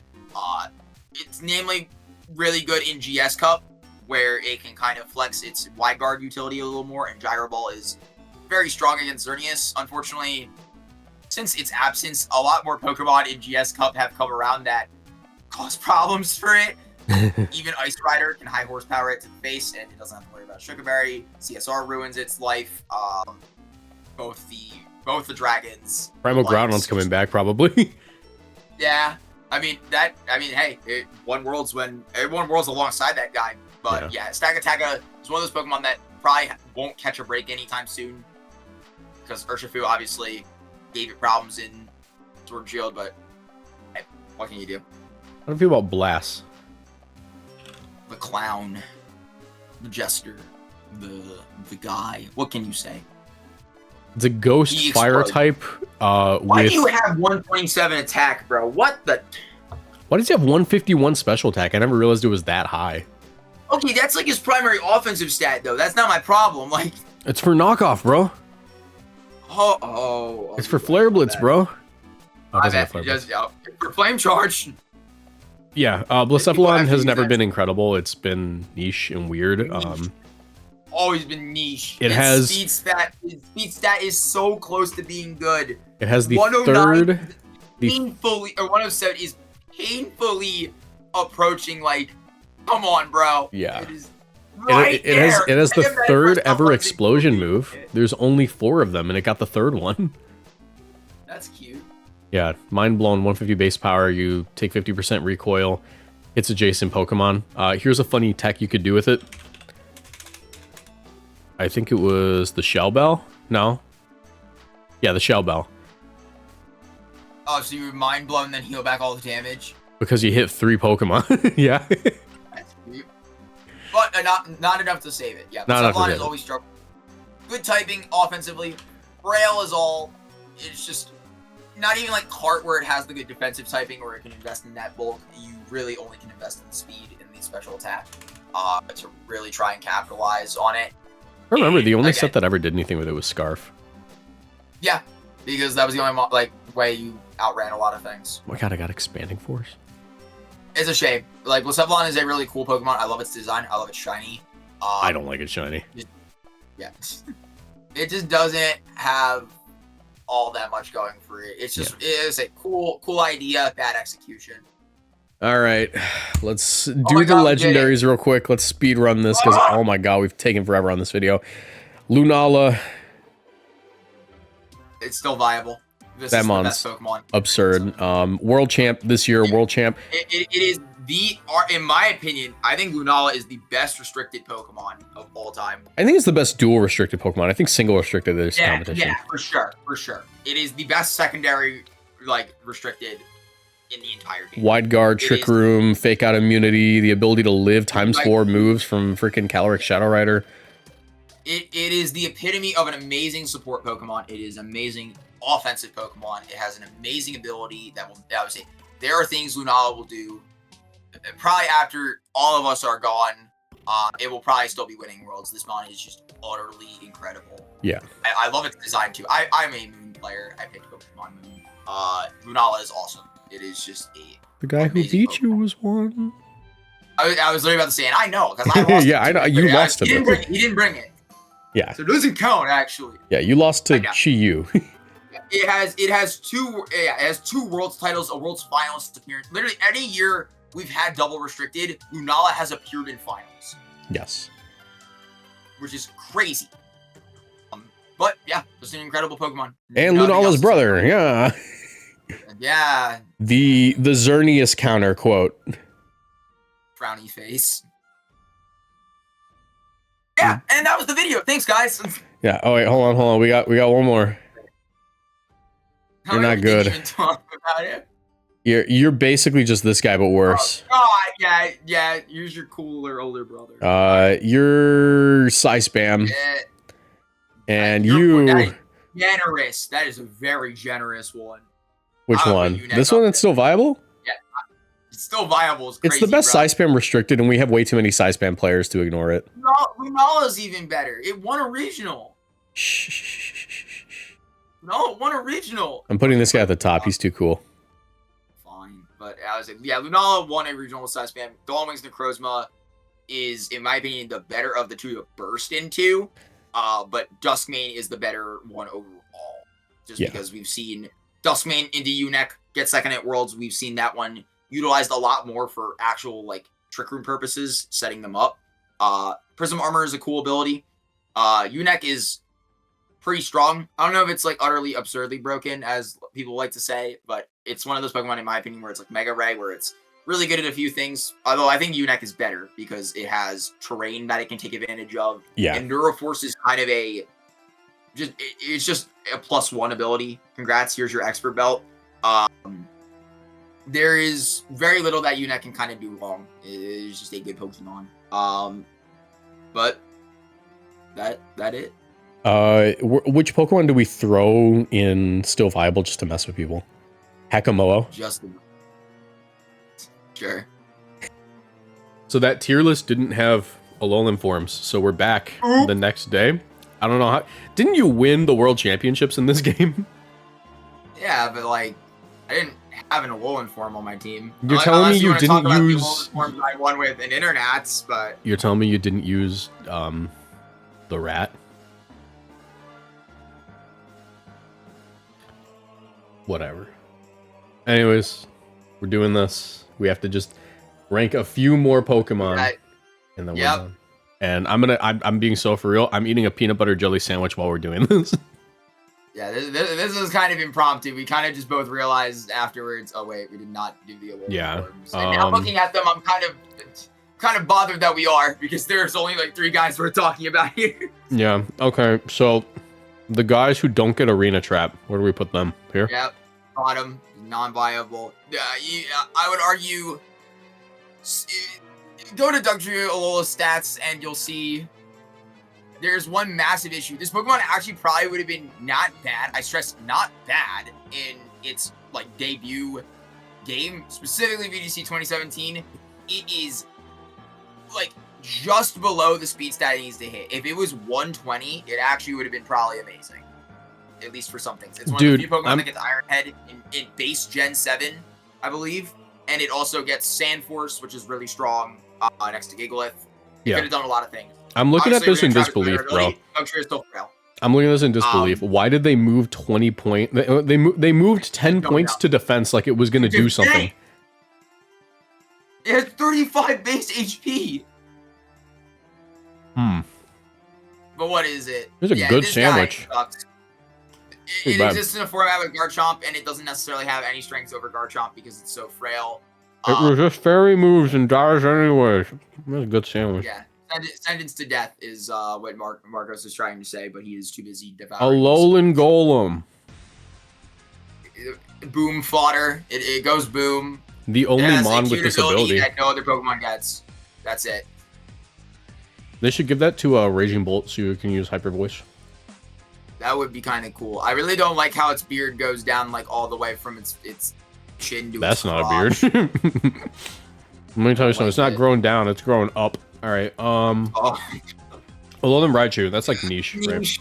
We can actually finally talk about a Pokemon. Yeah. Alolan Raichu is cute. It's got good stats. Really good ability, actually. Surge Fake Surfer out. is one of those abilities that kind of is deceptively strong. Doubling your speed on top of an already very fast Pokemon, obviously, is no shocker. Pretty good. Electric Terrain gives you just a lot of natural things, like not a lot of natural strengths. When this guy was good in one format, it was really good next to Double Tapu. You could just run it next to Coco. Had the Z move that was ridiculously strong and off the parrot 100% of the time. Has great utility in Fake Out and Encore. It has Nuzzle as well, which people used, but it's honestly not that bad of a Pokemon, but I highly doubt we'll ever see it ever again, just simply because terrain setters, like Coco and Concursion are like the only two times you're ever going to get to use this guy, and some people tried using it with Miraidon, but it just doesn't do that much, considering Miraidon already nukes everything out of orbit without trying. 95 is kind of a crazy low special attack stat, but I kind of get why they made it 95. I think it's literally one because it's normal Raichu, right? Yeah, but I mean, like we saw with Dugtrio, they can adjust things. I think that they kept it that way just because like terrain used to be 50%, right? Most Alolan forms are very small stat deviations from their original counterparts. I would say probably that. I also just think in most cases Raichu is usually portrayed as a mixed attacker. Obviously not in the case of competitive, but in the base games they really just like saying it's a mixed attacker for the most part. It gets a lot of, obviously its signature move is literally physical, so is this guy good? Does he get Volt Tackle? Yeah. All right. I would say if it can evolve from Pichu, it gets Volt Tackle. Yeah. All right. It's cute. It might see better usage in non-restricted formats with terrain, but highly doubt it. It was an incredible sandwich. I really popped off with the peanut butter jelly. All right. This guy. Viable. Yeah, viable. Hooray! Congratulations, Ninetales. Not much to say about Ninetales in terms of it's probably the first ever viable Hail user we ever got. And it became the second viable Snow user we ever got by happenstance of being second in the game. It's really good at doing the one like very notable thing that Snow likes to do, which is click Aurora Veil. And then this like the other thing that it's most notable for is probably clicking Blizzard. Blizzard, Icy Wind. Icy Wind's really cool because like you can Icy Wind like an entire game and then suddenly it's fast enough to use Encore in a way that's threatening. Yeah. I would definitely say in Generation 7, Ninetales, this kid is especially amazing. It actually felt like it hit hard in that gen despite being 81 special attack. Yeah. Hail has some genuine great strengths in Gen 7, Gen 8. Namely, obviously the chip damage is really good, especially in a format where Kartana is so common. Especially when early on Sash is such a common item. Sash is still a very common item in 2017. In Blue, the grassy terrain in general not being nearly as common, there's not that many ways to mitigate the damage. Granted, obviously your own team takes damage as well, but when there are pinch berries around every corner, generally you can mitigate that problem. And you kind of like taking the chip damage just because the berries activate more often. Yeah, and I think as well, Snow is a great benefit to it. Generation 9, getting the defense boost helps it out a ton, makes it just even tankier, makes its partners even tankier. If they're also ice types, which not very often happens, but it can. I mean, there is but one. Ninetales always, this guy. Ninetales has a great utility kit, and obviously it can do a few things offensively that we've seen in more recent times. Obviously, Life Orb choice specs have been sets that pop up more when the power level is lower and its damage can scale more appropriately. But regardless, it's always been a pretty good Pokemon. No matter what regional dex format it finds itself in. I stress regional dex because this guy kind of sucks in any other context where weather is more dominant. We see him in Reg F, but only because Articuno. Oh yeah, it was good with Articuno. I forgot about that. Regional Reg F. And I think that like Snow actually really helps Ninetales a lot because it was already like a max HP, max speed merchant, right? A little bit. Yeah, so like having like that defense boost and the Veil actually makes it like pretty difficult to KO on the physical side. Yeah, but it's I would say it's got great support once again to reiterate. Encore, disable, roar even. There's another move that I'm missing out on there besides Aurora Veil being obvious. Technically gets disable. Yeah, I mentioned disable. Yeah. There's something else, but you click Ice Shard if you want to beat Chanpao once in a while. All right. Okay. Yeah, Icicle Spear into your Annihilate. Yeah. All right. That's it. We should probably talk about. Oh, yeah, Sand Slash. This guy is like not good, but he's cool. I like him. It's funny because Sand Slash, we like kind of convinced ourselves, like you would never convince yourself that base Sand Slash is good because its stats just aren't there, right? But for some reason with Alolan Sand Slash, there was a little bit of delusion when the game first came out. Like Alolan Sandslash could be good. Like, and I think back then I the think speed it's tier. because it's an ice steel type, and for that typing, this is significantly better as opposed to ground types that have a bunch of roided up, super scary mons. Like Yeah. Marchomp. So The thing is that like back then it was clicking Icicle Crash, I believe, and like you could also run Icicle Spear, but you didn't have loaded ice back then, so it was kind of rough. Iron Head would not one-shot any Tapu except for like Lele if you had a Life Orb. You would have to run Ground DMZ on this thing still. That was for dealing with Coco. Yep. So there's not much to say about Alolan Sandslash. Its typing is really cool offensively, but it's defensively just like one of the worst things that's ever existed. Yeah. Slush Rush is a really cool ability. It originated from this Pokemon, so it's got that, I guess. It doesn't really matter if you're the first, if you're kind of the worst. Yeah, it's kind of funny. Like Alolan Sandslash is just, it really didn't do anything outside of like 2017. It was just kind of like a movie. It's not done anything outside 2017. I think, funnily enough, I think this Pokemon could be cool in a context of a extremely like limited format. Simply because like it does have options. You see them here. Like it's got good coverage, and like again, the ability is really cool. And in a world where snow is a thing, obviously that defense boost helps it out a lot. It's already its highest stat to begin with. It helps it actually out is horrible typing a little more I'm ashamed to say I've used this guy recently. It's funny. Yeah, but I do like it. But it is just not good, and I don't think it will be good ever in the future because as long as there is a format with a fire type in it, it will probably get obliterated anyways. Yeah. What do you think? But it wasn't good. It wasn't good. It was meant to beat Articuno and nothing else. All right. The rat. Oh my god, this guy sucks. Get the rat out of the way. It's the rat.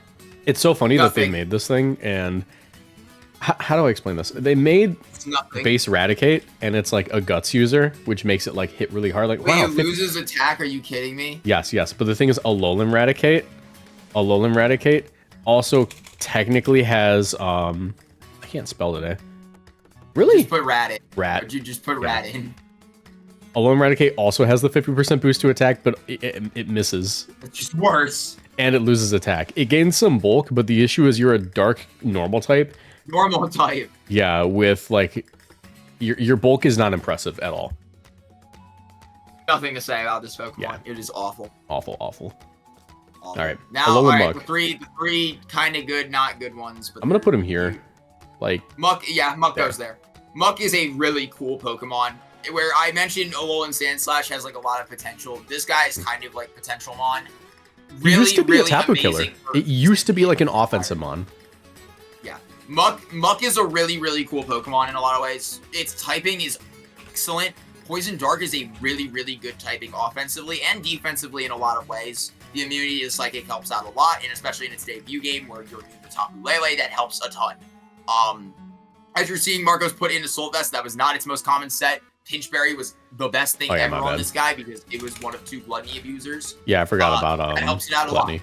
A lot. Nowadays, obviously, with the nerf, that doesn't really help out Muck as much, and that sustainability kind of has been a big detriment to it, unlike, I would say, in 2017, where it can just heal back up to full, no problem, and its sustainability is a lot higher. Muck has a lot of cool moves. It's one of the few Pokemon in 2017 that had access to knockoff off the bat. Gunk Shot, Poison Jab are great. Shadow Sneak is awesome utility. Curse and Stockpile are both options on this thing for survivability. Flamethrower was tech just for cart. Flamethrower, yeah. Clear Smog as well for, stat removal. And it gets a few other weird moves as well. But Muck is really cool once again, like I mentioned. It's just a Pokemon that saw a lot of usage in 2017, and for that, I hold it very dear to my heart because I hold 2017 very dear to my heart. It was really solid into all the it was really solid into all the Tapus just because it was one of the few Pokemon in that game with like a really good special defense. And like a positive type matchup. Bulk, honestly, in tandem with Infinity and the Berry. Unfortunately, it's kind of just gotten worse. It's lost all of its aura. Yeah, it gets worse every single game and generation and format, just simply because like power level goes up. More Pokemon just simply have more tools to answer it, and its items its things kind of get taken down a notch. The only thing that Muck is really known for nowadays is its ability, Power of Alchemy, which is a kind of just smeared gold cheese gimmick, which you minimize and then you copy the Moody and then you minimize more, and then Flamigo comes in and copies the stats. Not very notable, and it's not like a winning strategy for the most part. It's ladder trash. It's ladder trash. Yeah, so like I don't know if that really keeps Muck afloat, but I think in the right format at the right time, hey, it might have some more viability. Yeah, I'm hoping we get like another like power level similar to 2017, where it's like a little bit top heavy with a few Pokemon, but like most of the Pokemon are like reasonable. And it really likes being able to hit all those Pokemon, I should stress. Yeah, like there was never, you have to keep in mind like the environment that Muck existed in, it was like a Pinchberry environment, so not only did it benefit from it, but also Knockoff was like the greatest move ever because you just removed berries. Having Knock in 2017, I cannot stress, is just utterly ridiculous because you are capable of disarming every stall Pokemon, which means Celesteela and P2, which were both basically immortal, and you basically cut down their life support much quicker. And the fact that Poison itself is also like a fairly solid status in 2017. Toxic was a thing that we saw on Muck very commonly, but even Poison Jab and Gunk Shot can just casually land a poison for you. Yeah. It means that Muck's not only, sustaining itself very long, but it's also capable of wearing things down very fast and removing their options. Yes. All right. The GOAT. I like Muck. The GOAT. Marowak is kind of swag. I won't even hold you. It won Worlds already. Pokemon's kind of got aura. Lightning Rod is an amazing ability. It has one of the best, specific items that we've ever seen at Pokemon be able to hold the club. It gets double power on Flare Blitz because of the thick club, so... Yeah, well, its attack is just straight up doubled. So sorry. They gave it Poltergeist too in Gen 8. I think Poltergeist, Shadow Bone is also a great signature move. It gets access to a few really cool tech moves. Perish Song is one notable one, just because in 2017 this was another great Pokemon like Muck, where it can kind of just wear things down really fast and then close out the game with Perish Song. Once it's 2v4 or something like that, you can just click Perish Song and wipe, well, 4v2. It was a great answer to Coco and Celesteela. Yep. Amazing. And I think, most people, when they talk about 2017, Arcanine's the fire type you go to, but this was pretty excellent, like, as an alternative fire type. It ended up winning the World Championships that year. And there's a ton of things that you can do with this as well, utility-wise. Will-O-Wisp, Perish Song, like I mentioned. Brick Break was on the winning set. Substitute and Swords Dance were on, like common moves. We saw Bone Meringue as well. Marowak is one of those Pokemon, I think, again, you're kind of hearing it with a lot of these guys. Once the power level's lower, and it's allowed in the format, it actually will likely see viability. I wouldn't be shocked if we saw this utilized pretty heavily in a Champions environment where... I'm hoping it's like we get like a low power immediately. Awesome. I think it'd be a great Pokemon, but like, we don't talk about like... It's going to be kind of difficult, and its stats are a little lacking in some departments. Its speed is not exactly the best thing. You have to kind of get tricked about with this guy, and it's not too frail, but it's, it's got great defense, but its other stats are a little lacking in terms of, like, you'll probably take one hit if you invest in the bulk properly. Take the wrong hit, though, and you're probably going to get smacked in the face. Yeah, this guy really appreciated Ninetales next to it in a lot of teams in 17, just because, the bulk actually becomes really viable once you have, like... Adding Vera because of Intimidate. I mean, it was a great partner next to. Or Celesteela with Wide Guard. Yeah, Celesteela was also great for it. Oh, yeah, we don't talk about the Wide Guard glitch much, do we? Yeah. Yeah. That was a funny thing. We should have probably talked about that with Como, but yeah, this guy is my GOAT. Right here. I love him. Persian is awesome. Yeah, Persian's niche. It feels like it feels like the Pokemon that, like, how do I explain it? Before before Instant. Yeah, before speed tiers got absurd, like Persian was like incredible. Persian. Yeah.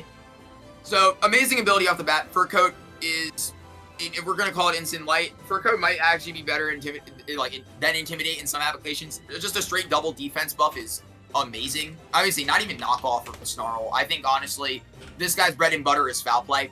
Oh yeah, I forgot Foul Play. In 2017, you would just literally run mono Foul Play in most instances. Great attacking move, especially for Persian, because it's not that offensive to begin with.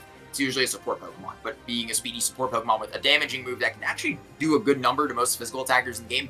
If Kartana's at +1, you have pretty good odds to take it out. Most Snorlaxes you can take out if they weren't like 244 HP, 244 defense relax, which can live Foul Play from Persian. I'm not kidding you. But Parting Shot is obviously the kind of big deal that it had very early on, as opposed to, many Pokemon. I think this is the third Pokemon to get it in the entire series. So it had a leg up on Incineroar for a really good while, before, 1 year later. But even in its debut format, Persian saw a lot of usage. Got third at the World Championships that year. I won an Internats with it in seniors, which doesn't really count, but I love it to death because of that. But it's just a really good support Pokemon for a lot of things. Just in general, for teams, good pivoter. Stat reduction before most Pokemon got access to it. And I think as well, just being able to taunt in a format like 2017 is very valuable. Being able to, again, pivot, do good damage as a support mon, have access to a 50% berry, have great ability. There's something else that I'm forgetting about it that's not coming to my brain. Z Parting Shot was really cool. Yes. Z Parting Shot was a really, really cool thing that you could do where you Parting Shot out, get a Pokemon back up to full HP. This was another set that it commonly used. And when the game first came out, it would just crash it. Yeah. Quash as well was a really cool thing that this had. Again, like Marcos mentioned, because Persian Speed Stat was actually pretty good in its debut generation format. You could do a lot of funny things with this, like just force Snorlax. I would say you could Quash something and then force Snorlax to just +6 frustration it and knock it out before it could even move. It was a really great partner next to Snorlax, but it was a really great partner in general to a lot of Pokemon, namely Tapu Koko, in my opinion. But that's kind of, I would say, there's things that Persian's gotten over the years. Icy Wind in 2018, and it's been using that pretty commonly throughout its lifespan now. That's not, I don't know how to describe it. It's not that common of a move, all things considered. But it has won events in 2018 and onwards. It got top 8 at the World Championships in 2018 as an alternative to Incineroar. But you kind of needed black glasses because the foul play damage wasn't usually enough for something like Mega Metagross. Yeah. But Persian's honestly a pretty cool Pokemon. I think it's a pretty underutilized Pokemon in most instances. Obviously, Incineroar being around has, kind of ruined its life. But whenever Incineroar is not around and Persian is, you'll actually probably see this Pokemon pretty commonly. Not ridiculously everywhere, but I call Persian I call Persian a format mon. Like there's potential mons, there's like viable mons, and there's like format mons where it just depends on everything around it. Persian's like something that really takes advantage. What is it? I think if we got a format where Persian was allowed in ZA, like for instance with Megas, you would actually probably see it pretty commonly because of its speed stat and having access to such a fast parting shot and foul play. Because it is in the ZA decks. If we got just an actual ZA dex plus Megas, this Pokemon would be cool. Is Incineroar in ZA? No. Okay, yeah, I don't think we're getting ZA decks. That would suck. All right. But that is, I think that's it. I think we covered them all. We did it, and it only added an extra 20 minutes to the video, so it is now above 2 hours. Yay! Yay! Thank you for watching. Goodbye.